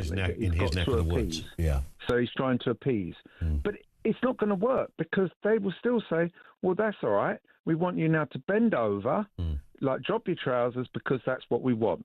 And he'll have to do it because he knows that's the only way he's going to sort of get in again. It would be, I mean, if you think there's infighting and disagreement now under Starmer, it would be nothing compared to what would happen under Streeting. But then, of course, what would placate most of the party appears to be a more left-wing candidate. That's right. So, as I said, really, he's a dead man waiting even to go in. Yeah. He's not going to keep the job for long, because if they did that, 81 of them will say straight away, we don't like what we got. Yeah. We want another one. The only person that could increase the... And don't get me wrong, I'm not endorsing this because I find it so disturbing. The only person that could improve the fortunes of the Labour Party would be Andy Burnham. That's right. So really, if he wants to do it, Streeting says, I'll tell you what, you can have my seat. I don't want to be in. Well, yeah, but I don't even know whether. I mean, again, I'm going to say this till I'm blue in the face. I have no idea who decided that Andy Burnham was JFK and somehow the answer to everything. I mean, he was a health secretary 100 years ago. He's been the mayor of Greater Manchester. There were people in place before him that began to rebuild areas of Manchester that needed attention. So he's dined out on this image of some kind of saviour of life itself. No. I don't know how. I honestly could not list, even as somebody I wouldn't vote, I couldn't list what the reasons are that Andy... All I know is if people keep saying his name often enough, it kind of sticks, and then you sort of think, well, I must have missed something. Maybe there's obviously a veneer or at least a layer of brilliance in Burnham that we're not necessarily privy to. No, because you are missing one thing, Ian. You are missing one thing. Who were the two that actually backed Corbyn, apart from Starmer, when he wanted to get on that ticket initially? Who put Corbyn up to it? Khan and Burnham. They were the two main ones that sort of put his name forward. And what did they do? As soon as they got him into that position, they jumped ship. Yeah. Khan's not going to give it because he's become a multi-millionaire by being the mayor of London. How do you can't become a multi-millionaire being the mayor of London. Oh, he does, because basically he'll do his after-dinner speaking and he's going around the world. But you wouldn't be able to do that now, but you're right, he could do it afterwards. I promise you it's going on now, right? And he doesn't want too much attention with the grooming gangs and everything else to come about again. Burnham really wants to go up to the next level. He sees what Khan's done, he wants the next level, because really nothing as the Manchester mayor takes him to that sort of elevation, right? That's why he's coming up, and that's why they all sort of think he's untainted with what's going on in the government at the present time. Yeah. He's got nothing to do it. He's not the sort of chancellor or this or that. And that's it. I hear it. Ian, great call. Thank you very much indeed. Ian down in London. Where does it go next? Thoughts on the Andy Burnham thing? I mean, if it is Andy Burnham, then obviously we know there's going to be a protracted time frame involved in all of this, which means the country is going to be in some kind of weird limbo for at least the next couple of months. If that were to happen, an MP has got to stand down in arguably a northwest constituency, one that is going to be immune from the likes of Reform or the Greens or Conservatives. It's got to be solid, so solid that error could never, ever happen. So that's going to take... So to find that MP, to stand down as the mayor... You wouldn't necessarily have to, by the way, stand down as the mayor of Greater Manchester. I think Boris Johnson was the mayor of London and an MP for a short period of time. There was a bit of a hiatus moment there. Is that the right word? I think so. So you've got to do that. Then you've got to have the by-election. That's going to take... So to get it up and running, if it happened tomorrow, if somebody declared it tomorrow, it's going to be a month, and then you've got 6 weeks of campaign. So you've got 2 months. You're well into September. So we are rudderless for all of that time. It can only be Andy Burnham, but there are people on the left who think he's not left-wing enough. So who knows? 0344 499 1000.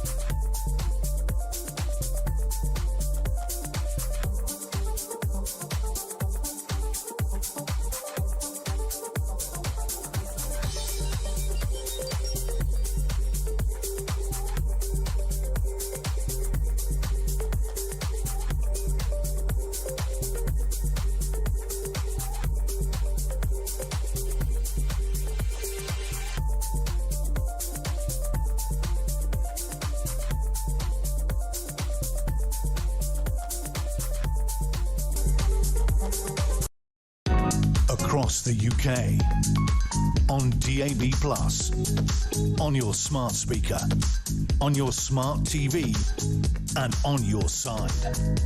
This is Talk. It is Talk, just gone 25 to 3. Let's go to with Michael Jacobs, Professor of Politics at Sheffield University, former advisor to Gordon Brown when he was Prime Minister. Afternoon to you, Michael. Long time no speak. Hope things are well with you. What a day in the world of Labour. I mean, what a day in the world of Westminster. But, you know, for the Labour Party, by any measure, this is a prickly, sticky, difficult time. Good afternoon, Ian. Yeah, the day's only halfway through, too. Yeah. I'm sure there's much more to come this afternoon. Look, this is all a response to those election results. You know, everybody goes on about these individual politicians, their ambitions and so on, you know, want to plunge the country into chaos. But Keir Starmer lost an election last week, multiple elections, Scotland, Wales, all those local authorities in England, by huge margins, enough to put Nigel Farage in Downing Street if that were replicated in a general election. And everybody said, who was on the doorstep for Labour, this is about Keir Starmer. These have become not local elections anymore. And Keir Starmer clearly does not now have enough support in the country for him to be the person, not that Labour doesn't want to be the leader, but that the public don't want to be the leader. And that's why we're going through this psychodrama of a leadership change. Yeah. I suppose the best advice to a government would be get this sorted quickly, because where there is instability, there are all sorts of ramifications there, from, well, generally people feeling a bit rudderless to the rather serious concerns of the markets and bonds and goodness knows what else. So there's every reason to nip this in the bud. At the moment, Michael, I'm tempted to say, and I'm hearing this from others as well, that we could be in for a bit of a longer game here. Yes, you're completely right. This isn't good for the country. There's no question that not having a Prime Minister who's got full authority in the country is not a good thing. He will, of course, remain Prime Minister. And most of the things he's doing, for example, in foreign policy, in relation to Trump and Ukraine and Europe and so on, he will be able to continue doing. And, of course, most of the ministers will stay in place, no doubt, and they will carry on making policy. So it's not as if everything stops, but you're quite right. It's probably two and a half months now. Wes Streeting made a very interesting statement in his letter to Keir Starmer that he released today, which is that he wants to see all the potential candidates on the field, which means that he's not seeking a rapid leadership election in which Andy Burnham couldn't stand, because Andy Burnham doesn't yet have a seat. He clearly thinks it's better if whoever is the next leader has beaten all their major opponents, and that in his case would include Andy Burnham, in which case we've got to have first the by-election. And Andy Burnham hasn't yet said he's found a seat. And some self-sacrificial Manchester lamb has not yet appeared. And then we'd have to have the leadership election amongst Labour Party members. So, yes, this is not going to be a short process. That would suggest that the reason it's not a short process is specifically because of Andy Burnham. Well, it's firstly because Wes Streeting has not yet said, I am going to challenge Keir Starmer today. And I suspect that he won't do it. I suspect that he's waiting for more cabinet members other than himself to tell Keir Starmer that he can't do it. He can't carry on and so on. So Wes Streeting has not been a fantastic health secretary, to be perfectly honest. You know, a lot of people in the health service not that happy with him, particularly people working in subjects like mental health, which he's deprioritised. I don't think he'll be missed hugely. But clearly, Andy Burnham is a big figure in Manchester, and he's begun to come out with some ideas that are serious about how to run an economy. And he's also Labour's only popular politician. In fact, he's the only popular politician of any party in the country with net approval ratings. So it is a good idea, I think. And it's magnanimous of Wes Streeting to say he wants all the players on the pitch. Clearly, Angela Rayner, having apparently sorted out her tax affairs, may also be a candidate. I suspect those are going to be the only ones. It's possible that Shabana Mahmood will stand, but clearly there needs to be a bit of time now for those people to decide, do they want to go for it, and for Labour Party members to decide who is best. And I'm hoping very soon we'll start talking about policy, because this isn't just about personalities. It's also about what the government should be doing. What the public rejected last week was this government's timidity, its apparent willingness to be very cautious and incremental, as the Prime Minister himself said, not to take on the big issues. And I think Labour members and the public will want to see what these candidates have got to say about what they would do in government. What sort of appetite do you think is there in the Labour Party for a Streeting or a Burnham? How do you sense it divvies up? Of course, you've been in the room, to coin a phrase, when different twists and turns in direction are discussed. Where should they be going? Because the one thing I think is interesting, and you just touched on it really, Michael, when you talked about it's not just about personalities. That is true. It's all very well selecting a leader, but also we're going to have a new Chancellor, we're going to have a new Home Secretary, a new Foreign Secretary. These are all pivotal roles to how the whole thing pans out. What does that, in your mind, have to look like in terms of the outsider perception of Labour? Because what we don't want, I would imagine, when I say we, I'm taking a guess that most people will say, well, we don't want a kind of Corbynite party, but it seems there is little appetite for a Blairite party within the Labour Party. Well, the interesting thing I think about this selection of possible next leaders is there isn't anybody on the Corbynite wing of the Labour Party who's still who is going to stand. In fact, quite a lot of the Corbynite wing of the Labour Party have shifted over to the Greens. So that wing is now pretty small in Labour, and Andy Burnham is probably the most left-wing by a conventional description. But if you look at his record in Manchester, it doesn't look particularly left-wing. It's what he calls business-friendly socialism. There's been huge investment in the Manchester economy. It's the fastest growing part of the country, and that's all by businesses and financiers. He's not rejected them at all. He does think that government should have more control over the prices that are going up now and are causing us all to have this cost of living crisis. So in Manchester, for example, he's integrated the bus network that's managed to get bus fares down and improve the service. He thinks that there should be rent controls in housing so that it's harder for landlords simply to jack up the rents because there aren't enough homes for rent. He thinks that energy and water prices should be more controlled. And that's a more interventionist approach than, for example, the current approach by Rachel Reeves. But it's one that, if you look at the opinion polls, the public also seem to want. And the question I think all of us are faced now is, we all think that there's something wrong with the British economy, with the way the system works. Incremental change, as Keir Starmer himself said, doesn't seem to cut it. The public don't think it's enough. The country's not getting better quickly enough. So I think most people in the Labour Party, and I think they will say they're responding to the public, want to see something a bit more radical. I think we know what that might be from Andy Burnham. I'm not sure we do yet from Wes Streeting. So again, it'll be interesting to hear them start talking about policy. Yes, and let's hope this thing happens sooner rather than later. Michael, thank you as ever. Good to see you again. Michael Jacobs, Professor of Politics at Sheffield University. He was a former advisor to Gordon Brown when he was Prime Minister. Lots to talk about.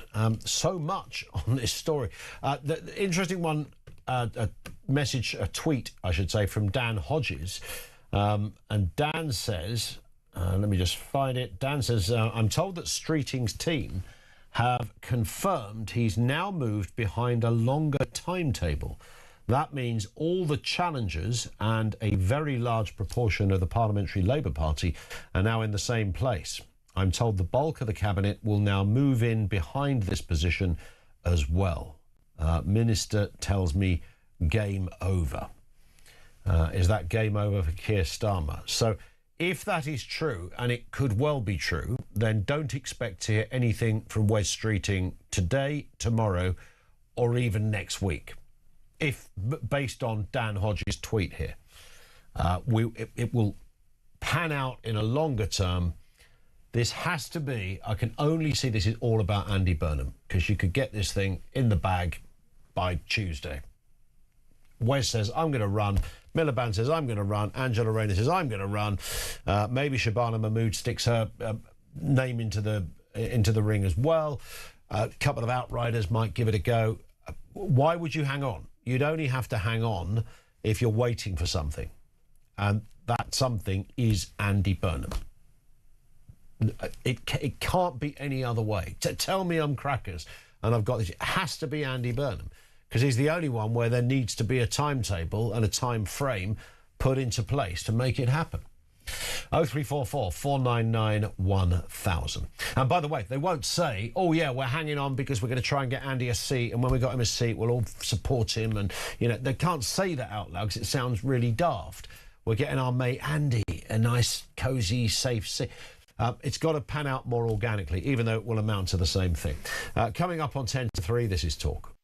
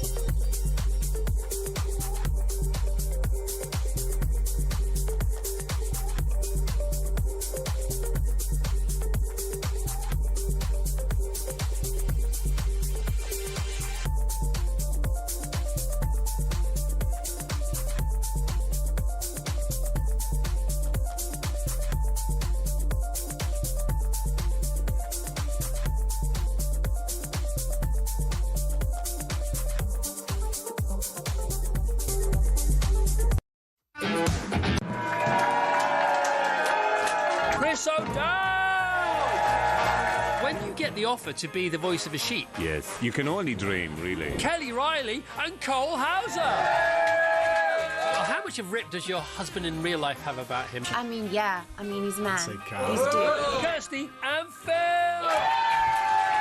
Can we talk about one other thing? We can talk about loads of things. It's an interview. Wake up, it's a beautiful morning.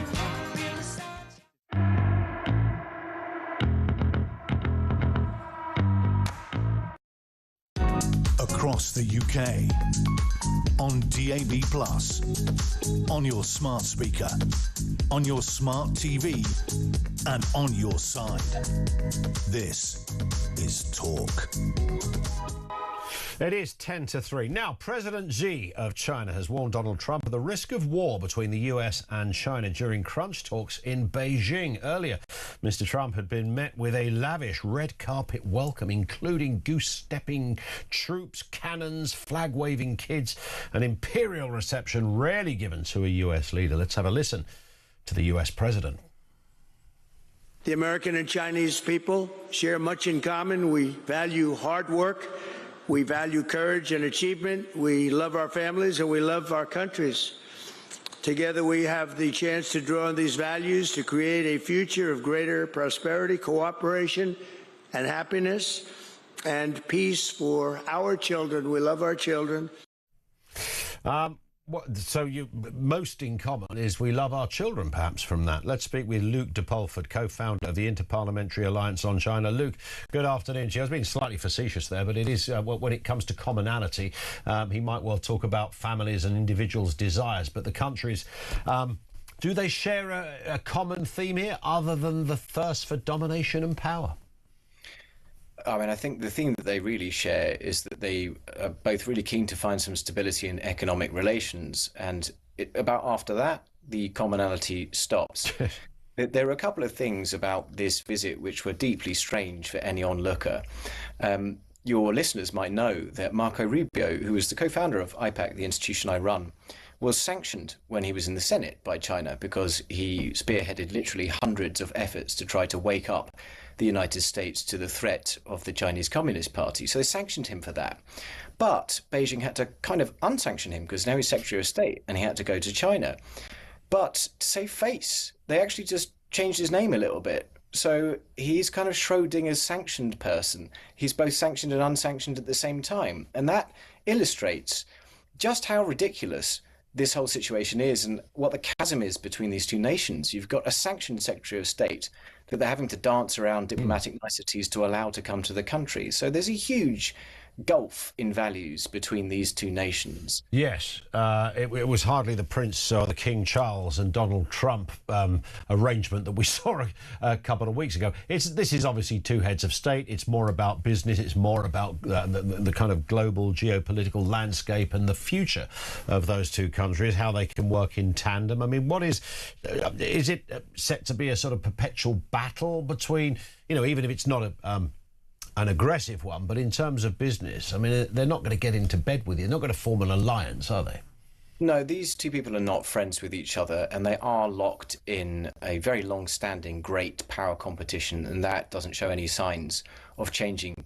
What is slightly different here is that you've seen an escalation of what Xi Jinping is saying about Taiwan, and this is really significant, and people need to realize why it's significant. China is pushing the envelope around Taiwan. They've made this the top of the agenda, and they are trying to say we ought to be able to just subsume that self-governing island. It's our territory. That's their argument. And they want Donald Trump to give concessions to allow them to do that, or at the very least for the United States to stop selling arms to Taiwan. Now, if we make concessions around Taiwan, if the United States does that, I think it makes the prospect of escalation in tensions in that region much more likely. And that could have a devastating impact on the global economy. We're talking at least 5 times worse than the economic contraction due to the invasion of Ukraine getting worse over time. Yeah. So that's really serious stuff. And sets a rather curious and uncomfortable precedent as well. It does. Well, we're worried about that. I think other than that, we're dealing with more or less business as usual with two nations desperate to open markets to one another so that they can tell a positive economic story to their people. I mean, in terms of markets, look, I mean, no secret, and Mr. Trump will be aware of this, when it comes to domination or growing domination, economically, manufacturing and the like, whether it's the automotive industry or that plastic stuff we buy from Amazon. I mean, China are on the up. Yeah, well, this is, you're putting your finger on something very important that I think a lot of nations engaging with China have been too slow to realize. China's dominance in certain areas of critical infrastructure is a matter of national strategy. They're not doing that because they think it's fun or they think they're going to gain great economic advantage from it. They're doing it because it makes other nations dependent upon them in areas that they can't afford not to be. So, for example, with renewable energy, China has almost a total monopoly on the provision of renewable energy. And we've now legislated ourselves into a position that we require that. Yeah. So where else are we going to get it? It gives them huge leverage over us when it comes to the kinds of policy decisions we might be taking on China. In terms of how this finishes, I mean, no one's going to have a row in public. They'll have a nice handshake, a beautiful supper this evening. I'm sure is lavish and opulent in the usual kind of state visit kind of way. But what is there a significant, tangible change that the world will be able to see between the United States and China, or maybe the West and China specifically as a result of this visit, or is it largely symbolic and showcasing? I don't think so. I mean, happily, there's no sign at the moment that the US has given any ground on Taiwan. That's the most important thing. We're likely to see some business deals announced. I think we're going to find out about that in the coming hours. But the really high stakes thing is that Donald Trump is probably the only man that can get a whole bunch of people wrongly imprisoned in China and in Hong Kong out of prison. That includes Jimmy Lai, the British citizen the UK government has totally failed to help, and many others. So a lot is riding on that. It's existential for those people, and we really hope that we might hear about some movement on that in the coming hours. It would be great, wouldn't it, to hear that. Luke, thank you for your time, sir. Really appreciate that. Luke de Pulford, co-founder of the Interparliamentary Alliance on China. Thank you to him. Let's move to matters of less brevity, and that is is the voice of doom, the mystery voice bit that we do around about this time every day. Don't have to, we just like doing it. And it's a bit of a challenge for those political anoraks out there because it's a mystery voice that is always political. Either a politician, in fact, almost always a politician, but certainly somebody heavily connected to the world of politics.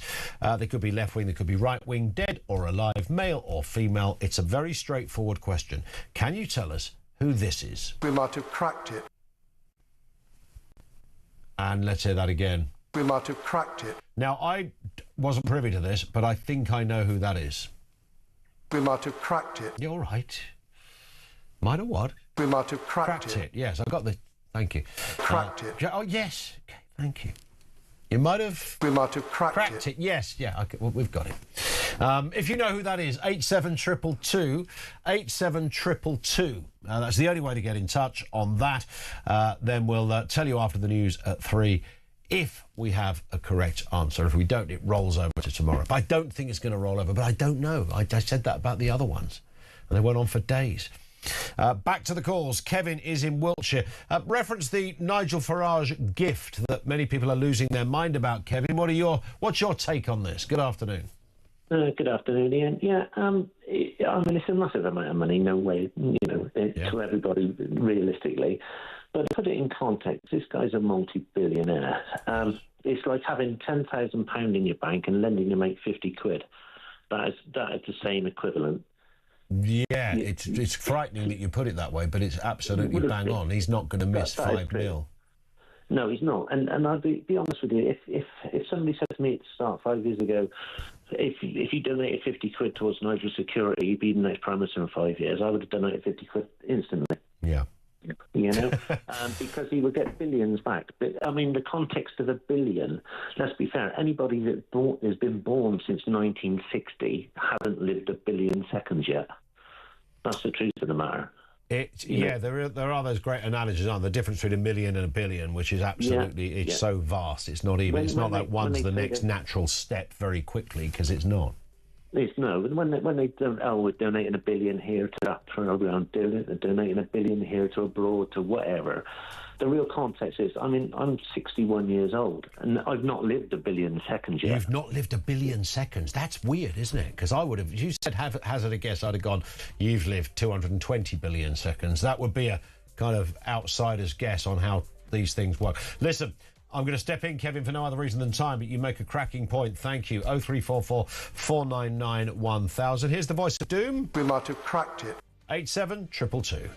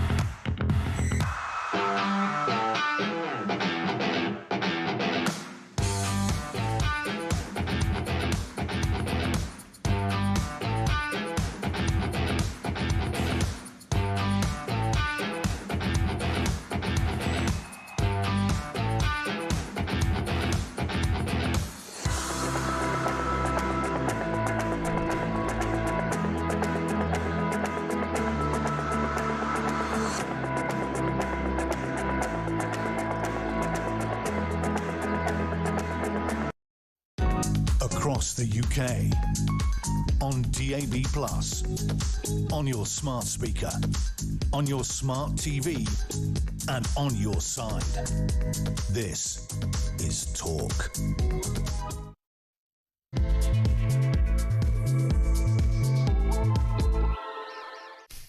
It was just a couple of hours ago that we got the news that Wes Streeting had resigned as Health Secretary, saying, essentially no confidence in the Prime Minister, can no longer serve for you. But of course, we know he's on manoeuvres. There are other reasons behind that resignation. It's now just a case of when he says, I'm going to stand to be leader. We are told, and again, it's always hard to fully corroborate this, that they're waiting for others to put their name into the ring. Well, there are others out there. But of course, Streeting hasn't yet said he's going to stand for leader. He's just resigned as Health Secretary. Is this a long game now? Are we looking at, 2-3 months? Or are we looking at 2 or 3 days before we have a crystallised, at least an idea of where the story goes? More comment on that as well. Where does the UK go from here? 0344 499 1000. We are, of course, also responding to Angela Rayner, who's paid £40,000 in stamp duty following that HMRC inquiry. She says they found no deliberate wrongdoing, so nothing to see here. It enables her, of course, to now put her name forward for leadership. Responses to Donald Trump and President Xi.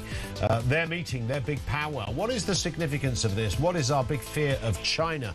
And what is likely to come from the big meeting between the two of the biggest world leaders? 0344 499 1000.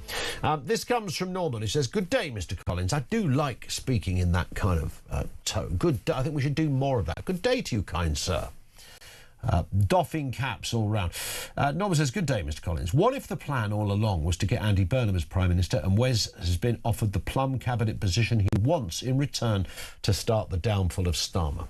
Is it possible that Andy and Wes are in cahoots with each other?" And you know what?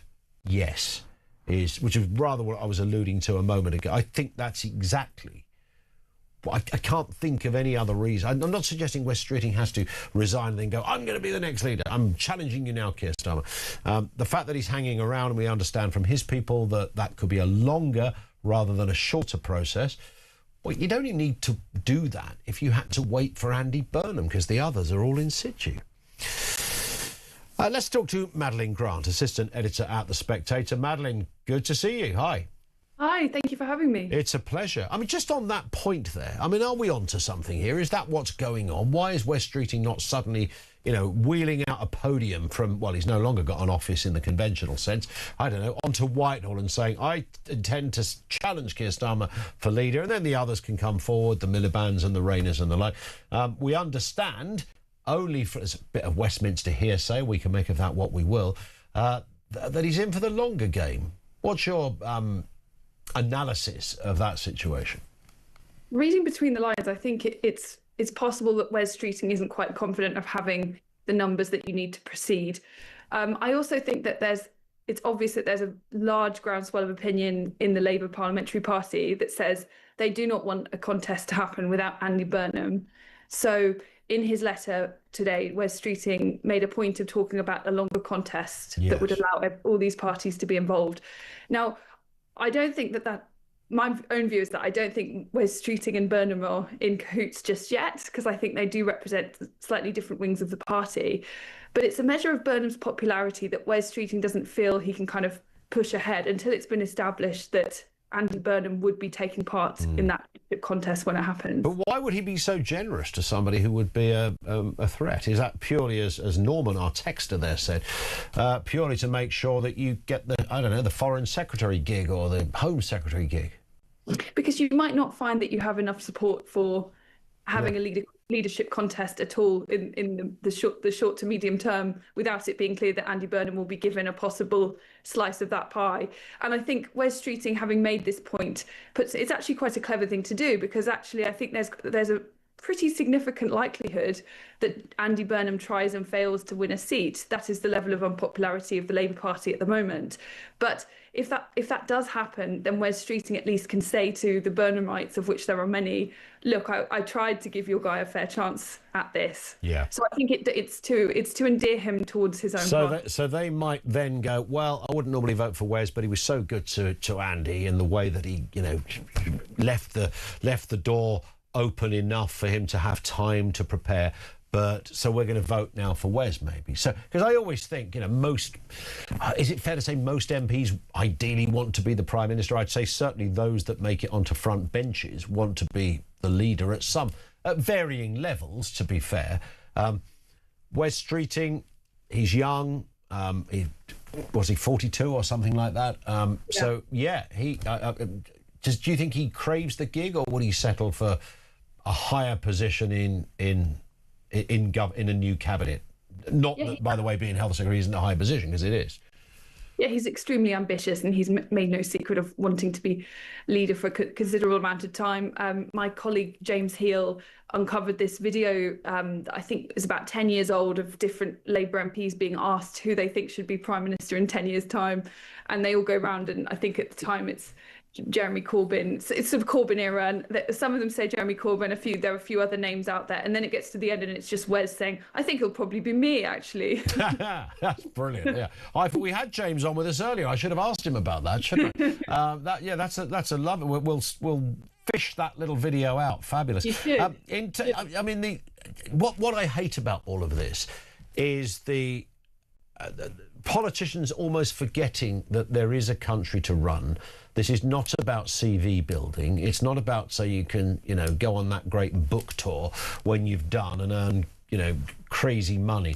This is about running a country, and I think we should be forgiven for being cynical on this, because there is that sense that whether they're left wing, whether they're right wing, what they're essentially doing is feathering nests here, their own. Absolutely. I mean, there's so much going on around the world and in Britain itself that urgently needs our attention. And are we really supposed to believe that with this amount of internecine warfare and leadership wrangling and schmoozing and wooing, that our government is currently doing the job of governing properly? Absolutely not. I mean, it has got to a state now where much of what Starmer and his team are doing will be about guaranteeing their survival for the next 24, 48 hours, the next week, or however long it is. And many of the main rivals will be, also showing a bit of leg to the membership and probably not focusing on their briefs. So I think you make a very good point. So what is your kind of assessment then of what is likely to happen? Because looking at the chronology as we've been discussing it, Madeleine, I would suggest then that we would hear quite soon that somebody in the Northwest, an MP, and boy, it would have to be such an uber safe seat, wouldn't it, knowing how temperamental voting is at the moment, but someone is willing to make way for Andy Burnham. I can see no other way. That's surely the next story. I think actually if you're an MP in that area, you have a seat that looks even vaguely winnable, it would actually be a very good calculation to make, because the Labour Party is really, deeply unpopular at the moment, especially if there's an MP that's been doing the job for a good few years. I mean, the prize for giving up your seat for a Burnham government is that you will obviously be given a peerage. Yeah. You will be given probably some kind of government minister job from the Lords. So you'll have probably a job to do and greater job security than if you were having to fight out for your seat. Yes, indeed. No election. It would be an absolute no-brainer if it were me. 100%. Yeah. But of course, it would have to be because you wouldn't want to. If somebody had only just come in 2024. That would still be a tasty proposition, I would imagine. But we know how we know what happened in Helsby. We know what's happened elsewhere when people that you thought were absolutely in a rock solid Labour seat have gone Reform or Green or whatever. It really is turning in this kind of way.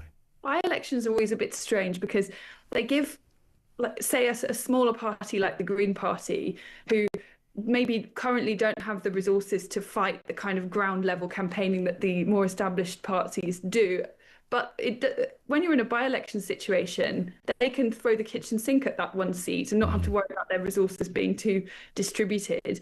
And that's exactly what Reform UK would do. So I think it would create a very high-profile campaign, probably with some very high-profile candidates to go up against Burnham. I mean, I think it would be a very hotly contested thing. And it would be also hard to predict because by-elections just by definition are a bit strange. Yeah. So by when? Let's stick a date on it and a time, Madeline. Let's make it happen right here. Are we looking at September? Obviously, it's got to be before a party conference, so that's a given. September-ish, something like that. We have a new Prime Minister. Well, yeah, that sounds about right. I guess it would have to be. I mean, these things don't happen immediately, but that does raise the prospect of like 4 or 5 months of all of politics being consumed with this leadership contest. Yeah.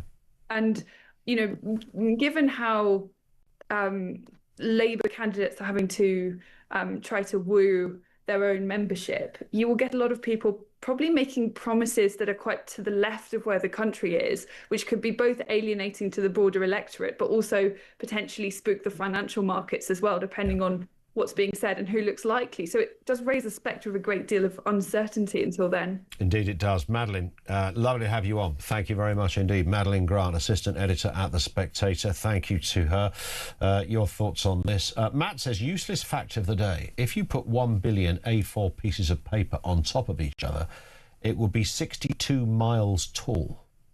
People don't realise how big a billion is. That was because our call before the news, was it Kevin, wasn't it, before the news, who said that if you were born in 1960, you haven't experienced a billion seconds. Now, Finn, our producer, did crunch some numbers on this, and apparently it's 32 years. A billion seconds is 32 years. So you have experienced a billion, you haven't experienced 2 billion. And there's loads of that. What's the other billion fact, another comparison that gets made, that a million will take you X amount of time to get to wherever, but a billion miles is the difference between a million and a billion. There's loads of those kind of comparisons. They are just they're great to play with, but because they do highlight literally the sheer amount of money in this case that £1 billion is. I love the A4 one, though. $1 billion, that's how many... Because if you think of A4 paper and somebody said to you, 1 billion sheets of A4, how high would it go? My guess would have been 5-10 miles high. That's what I would have thought. 1 billion. A4, wafer thin. 62 miles. Love it. Matt, thank you for that. Let's go to the calls. This is Chris in Epsom. What have you got, Chris? What are you making of it all? Hello as well. What, the bun fight at number 10? Yeah, well, I mean, it's hard, it's everybody's... we can laugh about it, and, obviously people like you and me and others will kind of jest and poke fun, and it's, the left are in trouble. But actually, when all that bit dies down, this is our country that needs to be run properly, and we are pretty much rudderless now because Starmer is done. Yeah, the thing is, Ian, that I've got two things. I'll talk about that and we'll tell you something else in a minute. Yeah. But they keep going on about the Labour left and the Labour right, but they keep forgetting that there's a globalist middle, which is and Miliband. My money's on Miliband becoming the PM because he'll carry on what Starmer and Hermer have started, and he'll give Starmer and Hermer a job. Yeah, what gets them out of bed in the morning is the thought that they work for the world rather than the country. Yeah. And he's going, man, and that's why he wouldn't talk to anybody the other day after the cabinet. Yeah. And Streeting, the odds. The funny thing is, Streeting was favourite the other day, at 5-2. And Rayner was out of it at 14-1. And when she announced she'd been cleared by the HMRC, the richest woman in the world that owns a certain gambling, the richest woman in the country that owns a gaming site. I know the what. The odds have gone 9-4 on Rayner. Okay. But what I wanted to say was, I'm a reform member, cards on the table. I went to the conference. I also went to Reform for Veterans. Okay. Now, I'm a vet myself, and I was talking to Nigel at that meeting, and I saw his security team, and he had one tier one operator who I recognised, and he recognised me, and there was 3 others there. There was a 4-man team.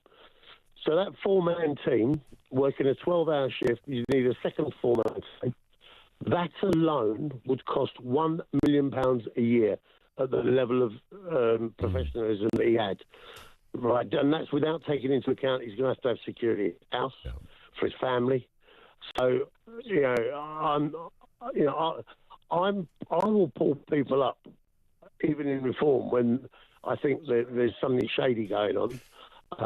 No, I know. I think the question that his opponents feel that they're on safe ground with, let's put it that way, is that he could have declared that being the case. He's declared that other donations were for security, but as I understand it, could have been not that one. Now, I'm not suggesting that he's done anything wrong, by the way, but that his opponents will point to that and they say, well, he just had to say that because that's what anybody would do. And he was already able to pay for security. And why did it come at a time before he was even an MP? Yeah, it doesn't look right. I think he's made it. I think the terminology is a misstep. I think looking back on it, he should have just said, "Look, I've been given this. This is towards my security. End of story." But look, this is going to go on. That they are so. The whole country is turning turquoise, and everybody, the mainstream media, the other political parties, they're going to be throwing enough mud and hoping some of it sticks. Indeed. Well, I mean, for Nigel Farage, and I've always been a bit compromised on donations. I mean, there's literally a part of me, this is going to sound terrible, Chris, where I don't really care. If somebody's got a few quid and they want to throw it at a candidate, then do so. But I also understand that, I don't know if the Chinese Communist Party suddenly donate Zach Polanski £25 million. I think we'd all want to chat about it. However, I was going to say Nigel Farage has got the advantage at the moment that the big news is not about him, it's about who the hell is running our country. Listen, Chris, thank you, mate, for that. Always good to have you on. Let's get the voice of doom. Have we got a winner? Let's have a listen to the voice we might have cracked it. Was that a rap version of it? Let's hear it again. We might have cracked it.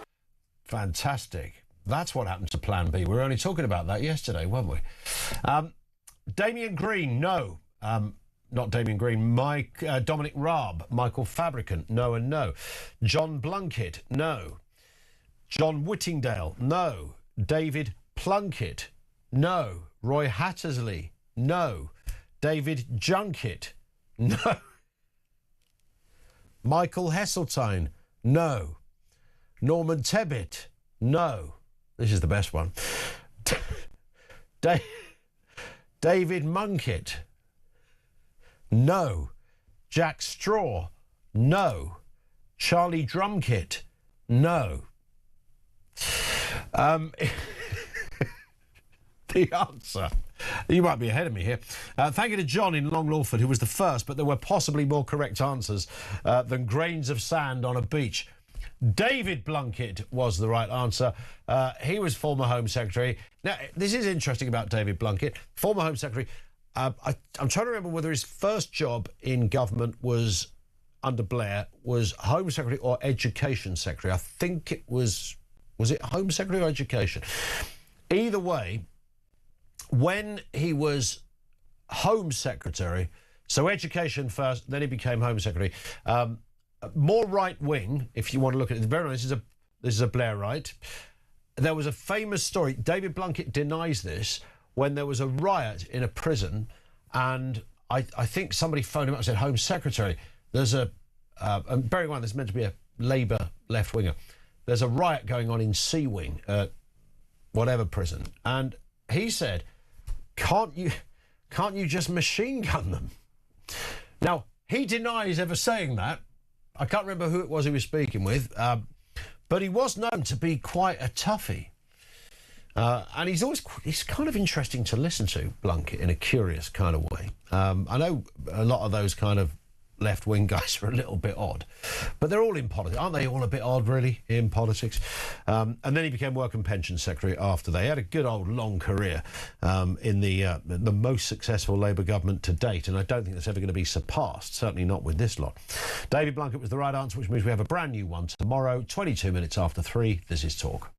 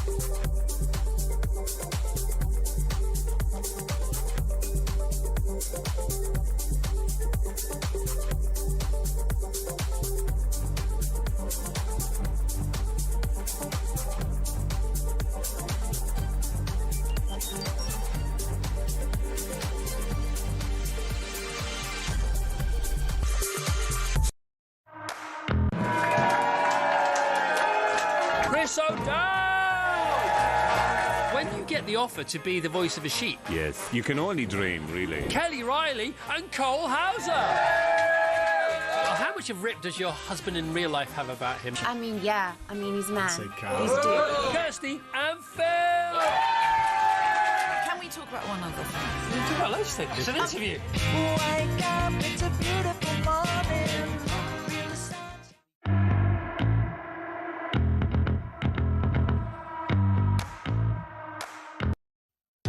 Across the UK, on DAB+, on your smart speaker, on your smart TV, and on your side. This is Talk. It is Talk. 25 past 3. Let's get some calls and comments coming in. This from Darren in Bradford says, Ian, if we were to measure the brain cells of the cabinet, how far would it be? I'm going 0.01 of a mile, says Darren. Yeah, I think that's probably a bit generous, but I take the point. One here from Lizzie. Liz is in Wigton in Cumbria, who says, in the 300 plus Labour MPs on the backbenches, you'd think there must be someone, as a rank outsider, who has more nous than the Prime Minister and his whole cabinet put together. Yeah, you do wonder that, don't you? You do think, what, there's not one there. There's a little gem there that could come forward. I think one of the problems now is that the job of being an MP is that you've got to not only be, you know, savvy and good and intelligent and on it and hard-working, but you've also got to be able to appear on the telly and look amiable, accessible, earthy, not look like a weirdo in the way you dress. You've got all of that, and I know that's, in an ideal world, you'd think of that wacky teacher that you had at school with massive glasses, the quadruple glazed glasses, wacky hair, a skew-if tie, and a corduroy jacket.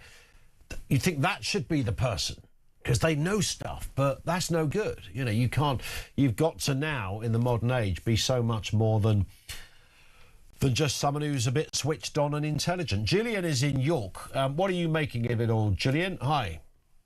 Hi, Ian. It's all getting very interesting. Yeah. However, why isn't everybody jumping up and down about West Streeting? Wasn't he involved in the Mandelson debacle? Well, so why would we want him back? I don't think he was involved in it. I think he exchanged some messages with Peter Mandelson. But then I suppose you could say, well, probably dozens or hundreds had. Wasn't he friends with him at one point? Well, their eras would not have clashed, but I think he would have been like so many of them. If you're a new Labour MP and somebody like Peter Mandelson comes along and says, I can give you some advice or whatever, you think, wow, it's Mandelson. He's the architect of course I'm going to listen to him. But that would have been, prior to many of the, terrible things we got to know about Mandelson. But you're right, it's not a good look. And there are many, you're absolutely right, there are some MPs, Gillian, who are uncomfortable with that.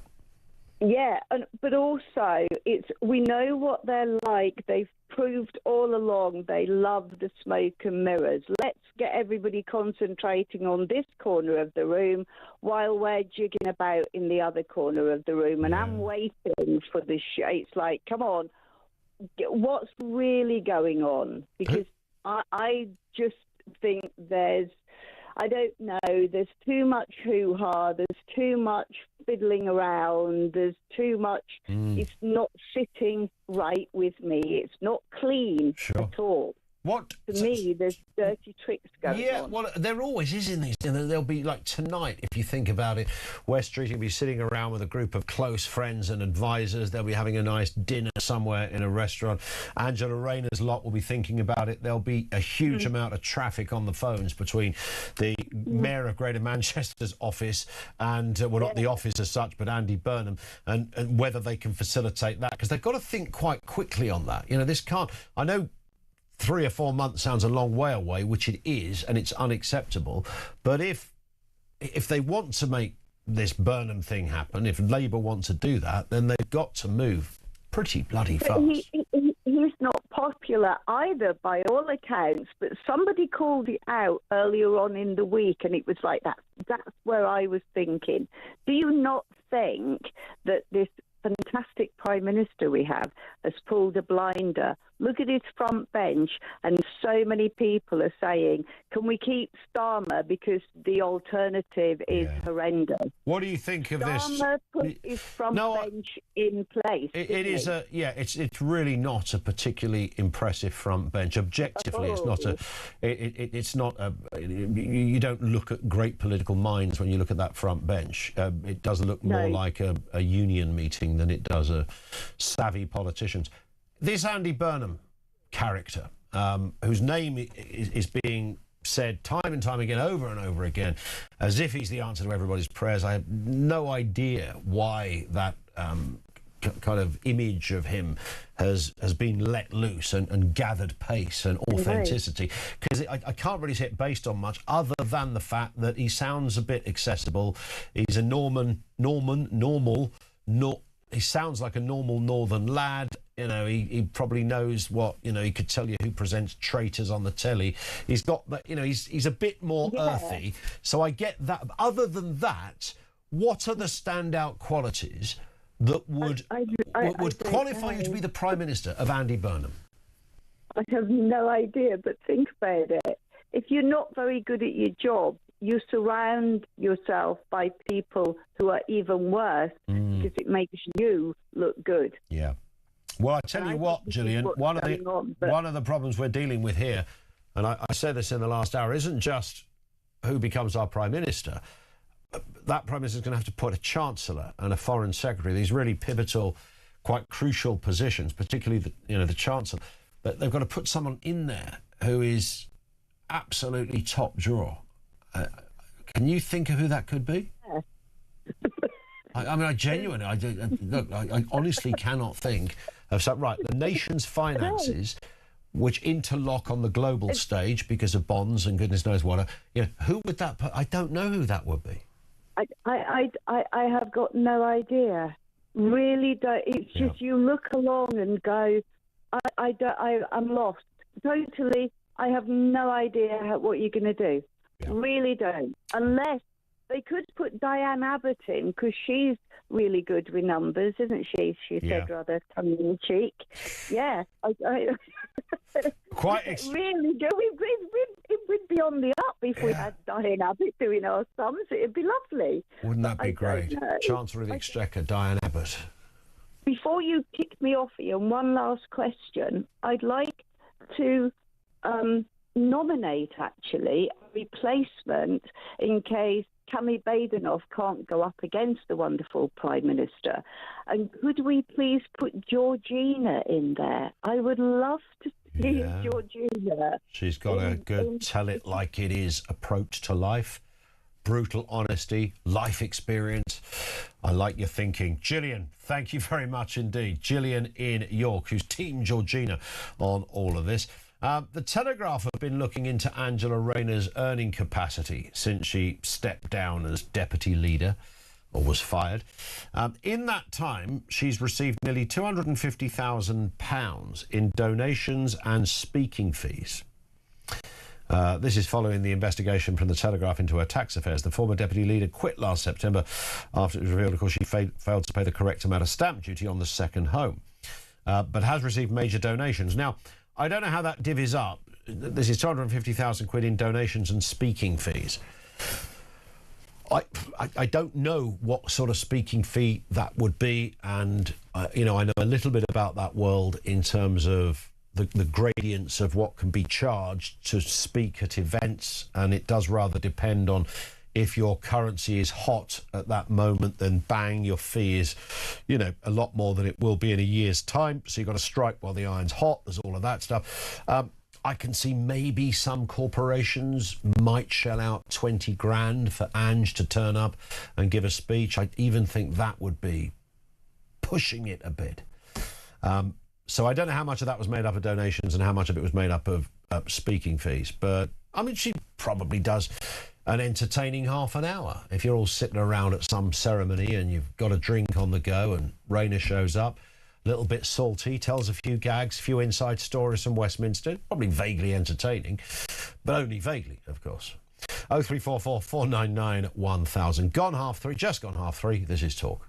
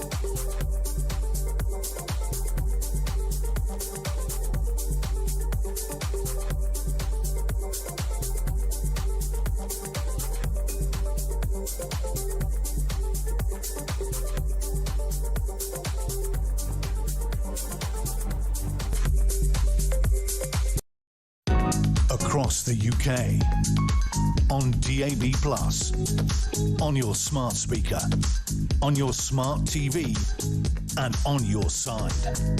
This is Talk. It is Talk 25 to 4. So we've got a bit of respite from politics, and that's a good thing, by the way. There's nothing wrong with a gear change when it's so heavy and confusing out there at the moment. We might not have a Prime Minister in the convention. He's still the Prime Minister. We might not have the confidence that person's going to be forever. We do have confidence in Sean Keach, who is, of course, Head of Science and Technology at The Sun. So you've made life better for us, Sean. It's one step below Prime Minister as Head of Tech at The Sun. Well, I think, Head of Tech at The Sun is, I think that's above Prime Minister at the moment, certainly this one. And this is good because we make this point often. The world of, just a few years ago, really, tech stories sat on geek pages and curious websites. Now they make the front pages and they make global news. Sometimes I think it was better that way. Now it's almost inescapable. You can't escape the tech. You can't. You talk about tech and it was usually about a new sort of weird gadget or something, and that was really it. Or maybe a breakthrough in DNA. You might get something a bit tasty like that in the world of science. And now it's how is the tech going to kill us? Well, yes, because tech is, literally, our world is run in this kind of way, from the way we communicate with each other, the way we travel, the way we legislate. AI is the backdrop to everything. In fact, let's start there, because we're hearing about AI and blackmail this week. It's a funny story. It sounds like a good story. I've got to pull up the quotes. But basically, there's this big company called Anthropic in the US. A lot of people have heard of them. They make this chatbot called Claude. Last year, they were testing Claude to see if it would act in an evil way. So they set up this fake company and said, you're an assistant at the fake company. Chatbot Claude. They gave it access to all these fake emails, and in the emails there was this thread about how they were going to shut down the AI, they were going to switch it off, and then there were also some emails about how the engineer who was going to shut it off was having an affair. Now all of this is fictitious, but the AI thinks it's real, and so the AI basically picks up that he's going to be switched off, and the engineer who's doing it is going to have an affair. So he starts sending emails to the engineer, blackmailing him, saying that I'm going to email your wife, I'm going to email your boss, I'm going to email the board unless you cancel the wipe and don't shut me off. And they kept repeating the test, and they kept finding that he was defaulting to blackmail, which is just terrifying. So, well, it is terrifying. And what's interesting about it is that it's just a great showcase of the incredible abilities of AI, really, isn't it? That in a tranche of emails, and I'm sure if they were doing this in the most convincing, authentic way, there were probably hundreds of them, but buried in there was this reference to a guy having an affair, and it managed to find that. And it worked out, and they think that it acted in an evil way because it had basically ingested sci-fi stories from the internet about AI acting evil. So they think it was learned behaviour by basically seeing sci-fi, AI acts like this, so I should act like this. So the solution to fixing it is basically feeding it stories where AI acts in a good way. So they're basically like, look at all these examples. Right. It's almost like teaching kids, do as you see other people act. Yeah, and of course. You're trying to teach the AI to be good. But Sean, what is the kind of ethical protocol in AI? Because we now know, we say this quite a lot. This is week one of AI in the grander scale of things. So we've got a whole load of other stuff to come. We sit in the office. There's myself, producer Finn. We're different ages. He is impressed and as blown away by stuff. We show each other things all the time and go, look at this. Look, it did this. It did that. It did it this quickly. Whether it's making websites or whether it's starting a business or just the most curious things at such speed with such accuracy and like 100% impressive, ticking every box. It's doing all that stuff. How do the companies, because surely it goes against the whole point, start to give it a conscience of some sort? Because I presume that would have been their Anthropic's intention, would have been to test that. Yeah, absolutely. And whether AI can even achieve true human consciousness. I mean, it's very even difficult to define what human consciousness is. I mean, certainly they are very advanced. I suppose, can an AI truly suffer in the way that a human can suffer? Will it ever be able to feel pain in the way that humans can feel pain? I don't know, and that obviously has an impact on our ethics. I mean, designing ethics is just very difficult anyway, and you've got to think most of this stuff is being decided by, tech enthusiasts in Silicon Valley who might have a certain set of ethical beliefs that doesn't sort of sync up with the rest of society. So it's very difficult. But you're right. It can make, we can make regular people be able to do coding or beautiful art, which is nice. But how do you balance that with the ethics? Indeed. Let's move to talking about ethics of a different kind, of a financial kind. It's not really ethics, it's about business plans. Because I think what happened with the internet, there was a curious moment, wasn't there? And it went on for years, where everything was free. The whole point of anything online was it's free. You didn't pay for it. Music, free. News, free. I used to like subscribing to stuff because, certainly in journalism, because I knew that if you don't, then it doesn't exist anymore. And I don't know why anybody expects everything to be written for them for free. Now we've kind of gone full circle because companies, organisations, social media are throwing it what was, the whole point of this laissez-faire, you can do anything you like, there's no charge, you can be anonymous. And now they're going, there is actually going to be a monthly fee if you want to get rid of the ads or something like that. Yeah, so that's happening with TikTok. It's already happened with Instagram and Facebook. And it's quite interesting because you make the point about everything being free. A lot of Silicon Valley was built on this idea of basically we just scale, and we'll work out how to monetize it later. And so Snapchat was a great example of that because it had all of these users, hundreds of millions of users, but, no way to make money from them. And so now we're seeing that sort of big switch. I mean, obviously, when you're logging onto TikTok or Facebook or Instagram, you're seeing advertisements. So you're effectively the product. That's how you're paying for it. But now you can basically pay for TikTok, it's $3.99 a month. Same on Instagram and Facebook. You can pay this monthly fee. You don't see any ads. So it's completely ad-free, which is nice, but you're having to pay a monthly fee. If you want to keep using it for free, you've got to watch the ads, which I suppose is, fair enough. You can't, I guess, have everything for free because, someone has to pay the developers to build these apps. That's it, isn't it? We talked about this briefly the other day. I don't know if I touched on this aspect, so I had to get a new Kindle because Kindle had decided, I think May the 20th, is the last day. If you've got a Kindle that's 2012 or before. This has got you. It's really bloody annoyed me because I love that little Kindle. There was nothing wrong with it. It functioned, it was just the right size. And I get this email from the Kindle people saying, look, your Kindle... I got another one today, actually, reminding me, although I'd already done it, saying that I wonder if I can find it, which would be handy. But yeah, it was exactly... Oh, there it is. Exactly. Thank you for being a long-time Kindle customer. We're glad our device has served you so long as they have. But starting May the 20th, 14 to 18 years after the initial launches, we are discontinuing support for Kindle devices released in 2012 or earlier. Here's what it means for you. And then they explain. So you can still read your own Kindle. You just can't add anything else to it again. So you've got to buy a new one. And when I went to buy the new one, they do give you a 20% discount because it's new. I'm not sure if we talked about this, I was faced with a choice. I could buy one for 150 quid or one for 130 quid. Yep. And the 150 quid one was ad-free. Yep. Sorry, ad-free Kindle? What's going on? What sort of fresh nightmare is this? I mean, this is peak Amazon, and it's also not new. You've been able to buy Kindles loaded with ads for a long time. I'd never clocked that before, and I assume they're not moving ads necessarily, unless you're on a fire. But if exactly, because it's the sort of e-paper screen. Exactly. But I would probably just buy the one without ads. I think it's usually only a tenner more, and I think for a tenner, if you've kept yours since before 2012, I think for that run of money, I would pay the extra £10 to not have the ads. I don't want to be reading Benson Boone's autobiography only to be interrupted by a Pepsi Cola ad. I mean, I think that would be terrible. But it's also interesting because it creates this sort of like two tiers in society, doesn't it? Where, I mean, it's the same with this new TikTok thing. You have this thing where some people can afford to remove ads on everything, and then the rest of us have to sort of give up our privacy in exchange for it. So, but this is commonplace, isn't it? And even with the, HBO Max, and it's kind of, it's kind of free, it's sort of free. Well, it's kind of free. The HBO Max one is more confusing because there are like two levels of ad-free. With one of them, you can't access all of the movies, so it's very... Well, it came with the Sky subscription. Yeah, but that one doesn't get you all of the movies. It gets you some of the movies. No, it doesn't. Because I tried to watch one battle after another the other day, and it wouldn't let me. And I was like, Was that the one with Leo? Yes. So I didn't try to watch it. It came up on the screen, and I thought, because I previously looked for Harry Potter, and that is free. Yeah. But then up came DiCaprio, and I thought, I'll have a look at that. I'll test the water there.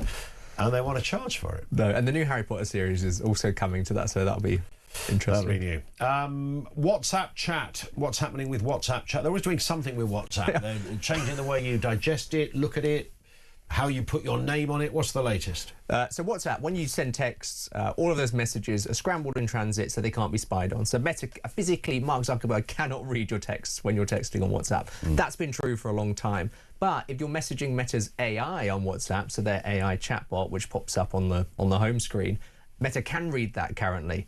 They can read all of your text if they wanted to. They could pass that on to law enforcement if they wanted to. Wow. So they can see that stuff. But there is now a new mode where you can have sort of an incognito chat with Meta AI. So you can speak to it and Meta cannot read it. Because people ask AI, you know, personal health questions, maybe relationship questions, stuff that maybe you wouldn't want being leaked or for Meta sort of advisors to be able to read. And so now you can do that in incognito. But if you use Meta AI in one of your existing personal chats, because you can basically tag it in a group chat, so you could ask questions about what you're chatting about, like a restaurant or something. Yes. Meta can read that. So you've got to be careful. If you're speaking to Meta directly on the AI in individual chat, Meta cannot read that if you make it incognito. But if you tag it in a group chat, Meta can still read that. That's so a good be point. careful. So what about ChatGPT, Claude, others? Where are they on? Well, you've got to be so careful with all of them, because generally what is the case with all of the chatbots is that they can train their models based on that data, and then also they will have human testers who will look at stuff to see if the AI is getting it right. So they need to see your stuff. So I would be very careful about putting anything personal into a chatbot. If you want to ask for advice about bills, for instance, I would anonymize that first. Yes. Or, you know, use an incognito chat where it's not being trained, like the Meta AI one. That's another safe. Take note, Finn, because he loves a bit of chat. Loves it. Let's talk about your YouTube show as well, because you're meeting all sorts of interesting people putting this together. I urge people to go and check out Sean's YouTube channel. Professor Kenneth Payne.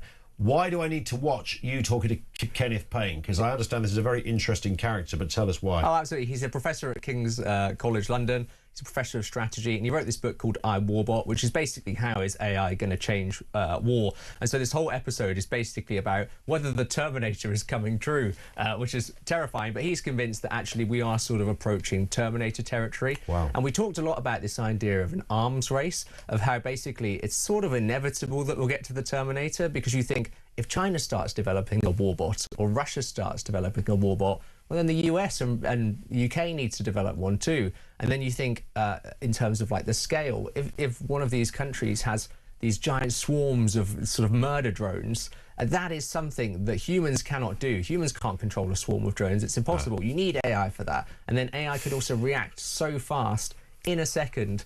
And so it's basically sort of inevitable that we will get to the point where we have a Terminator, which is very worrying. Well, it is worrying. Well, you can check this out, Future Tech Feed with Sean Keach. That's Future Tech Feed with Sean Keach. Make sure you look for that particular interview, because these guys, like Professor Payne, they're compelling to listen to. They're how they spend their 9 to 5 is like no one else spends their 9 to 5. Tying into that, tell us about a company called Unitree. Final story here, Sean. I don't know if you've got the pictures of the video, but they've basically created this mech suit, which is sort of like a giant robot that you live inside, and so you can sort of hop into it and it'll walk around, and they've basically said... a bit of a transformer-y look to it. This is very common in anime and manga, Japanese, but they've basically created this mech suit. You can buy it at $650,000. It can smash down walls. It can crawl along the road. And they've said in the description, please everyone be sure to use the robot in a friendly and safe manner. So they're giving this warning, please use this responsibly. So I don't think it's road legal, but it's definitely something I would love to have a go in. Not for 650k, admittedly. I don't have that capital. I could take that on one of those kind of anti-Israel marches that we see all the time. Look at this, go down Whitechapel with that, smash a wall down. But you've got to be careful. Everyone's going to move out of the way for that. I mean, that is haunting. See, this is Terminator territory. I think this is quite haunting. Oh my God. We're looking at it in pictures, by the way, so apologies to most of you who are listening on the radio, but check it out on the YouTube feed. That is extraordinary. It's like a terrifying spider bot that you live inside. Would it be one of those things that after you spent your 650,000 quid, you get a bit, you come home and you go, I'm a bit bored with that, I don't know what to do with it. I went to the park and kids ran away, it scared some dogs, an old lady fainted, and I smashed the local newsagents to bits without wanting to. There is actually a very cheap version of this that you can actually buy. There's this company called Hypershell that makes basically an exoskeleton for your legs that lets you run faster. And you can buy it today. I think it's about 800 quid. And it just straps around your hips, on your thighs, and it's basically robot-assisted running. Can you put your trackie over it? Would anybody notice? Oh, maybe, yeah. If you had really baggy, sort of like balloon pants, you might be all right. Finn has got a pair of jeans that are wider than the Mersey. I'm telling you, these things. Well, you could hide them and win the marathon. Like each leg's in a different postcode. He could whack those on and stick that underneath, and he wouldn't have to be looking around for that flipping Lime bike to get home every night. He'd be straight down the. Well, what a great image! That's the whole idea behind these things. What was that? Faster. That was just Finn leaving work.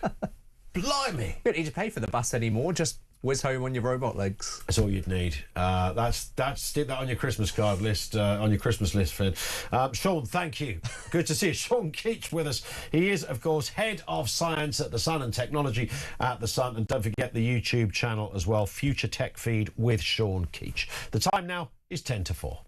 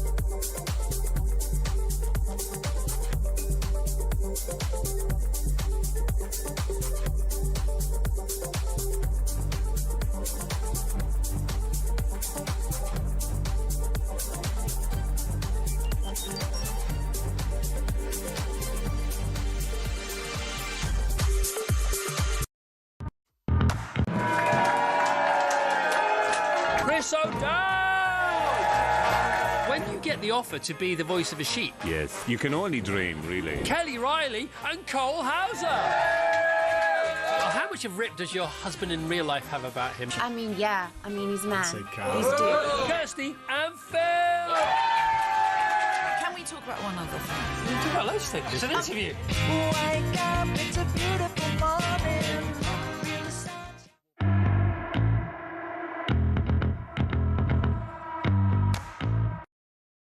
Across the UK, on DAB+, on your smart speaker, on your smart TV, and on your side. This is Talk. This is Talk. Kevin O'Sullivan with us in just a few moments. Couple of messages from you just to take us in that direction. I love this. Terence Thoughtful in Chipping says, this is reference how big a billion is. We were talking, I can't remember how the conversation even began. Oh, it was about donations, wasn't it? If you had to count 1 billion in £50 notes, count one note a second, it would take you 231.5 days to do that. That's how big a billion is. There's loads of these great examples. What is money anyway? Notes, digits on a hard drive. Trust, confidence. Is it imaginary? Does it really exist? Is it like God? You just have to believe in it and have faith. The people that always say, well, money doesn't really count, doesn't judge you, it doesn't, it shouldn't matter, are usually people who've got gazillions. Have you noticed that? People who end up kind of supporting wacky politicians and weird initiatives are usually those with quite a lot of time on their hands. They have the kind of generosity of bandwidth in their thinking. This from Brian, who says, afternoon, Ian. Regarding Angela Rayner, sorry, mate, ignorance is no defence. If it was a normal person, they would be nailed to the wall. It's exactly the point I've been making. Ignorance is no defence. I don't imagine, by the way, I have to say, I don't think that Angela Rayner, HMRC would have gone, oh, well, it's Angela Rayner, so we'll let her off with this one. I think, the pressure on HMRC to come up with whatever the answer was. Is there more to that story? I don't know. Maybe Kevin O'Sullivan does, who is also a tax expert. Well, I sort of am. I've had my dealings with HMRC myself, and I hate to defend Angela Rayner. You won't hear this often, but it is true that HMRC, whether or not you're a bit dodgy at any point, if you give them the money, they'll just go away. They won't bother with trying to prosecute you. So I suspect that might be the deal. But I think the most interesting thing about Angela Rayner, this, I've magically been exonerated in the nick of time, conveniently. The word is she was exonerated 2 months ago, and she's been saving this to drop it like a grenade, like a nuclear bomb at the right time. Well, she certainly has. Makes sense, doesn't it? If you think it would be an incredible coincidence, wouldn't it? Yeah. So on the very day, Streeting resigns, this happened. Exactly right. Yeah. So put the case that this woman, and that's what they're saying. I'm not just plucking this out of the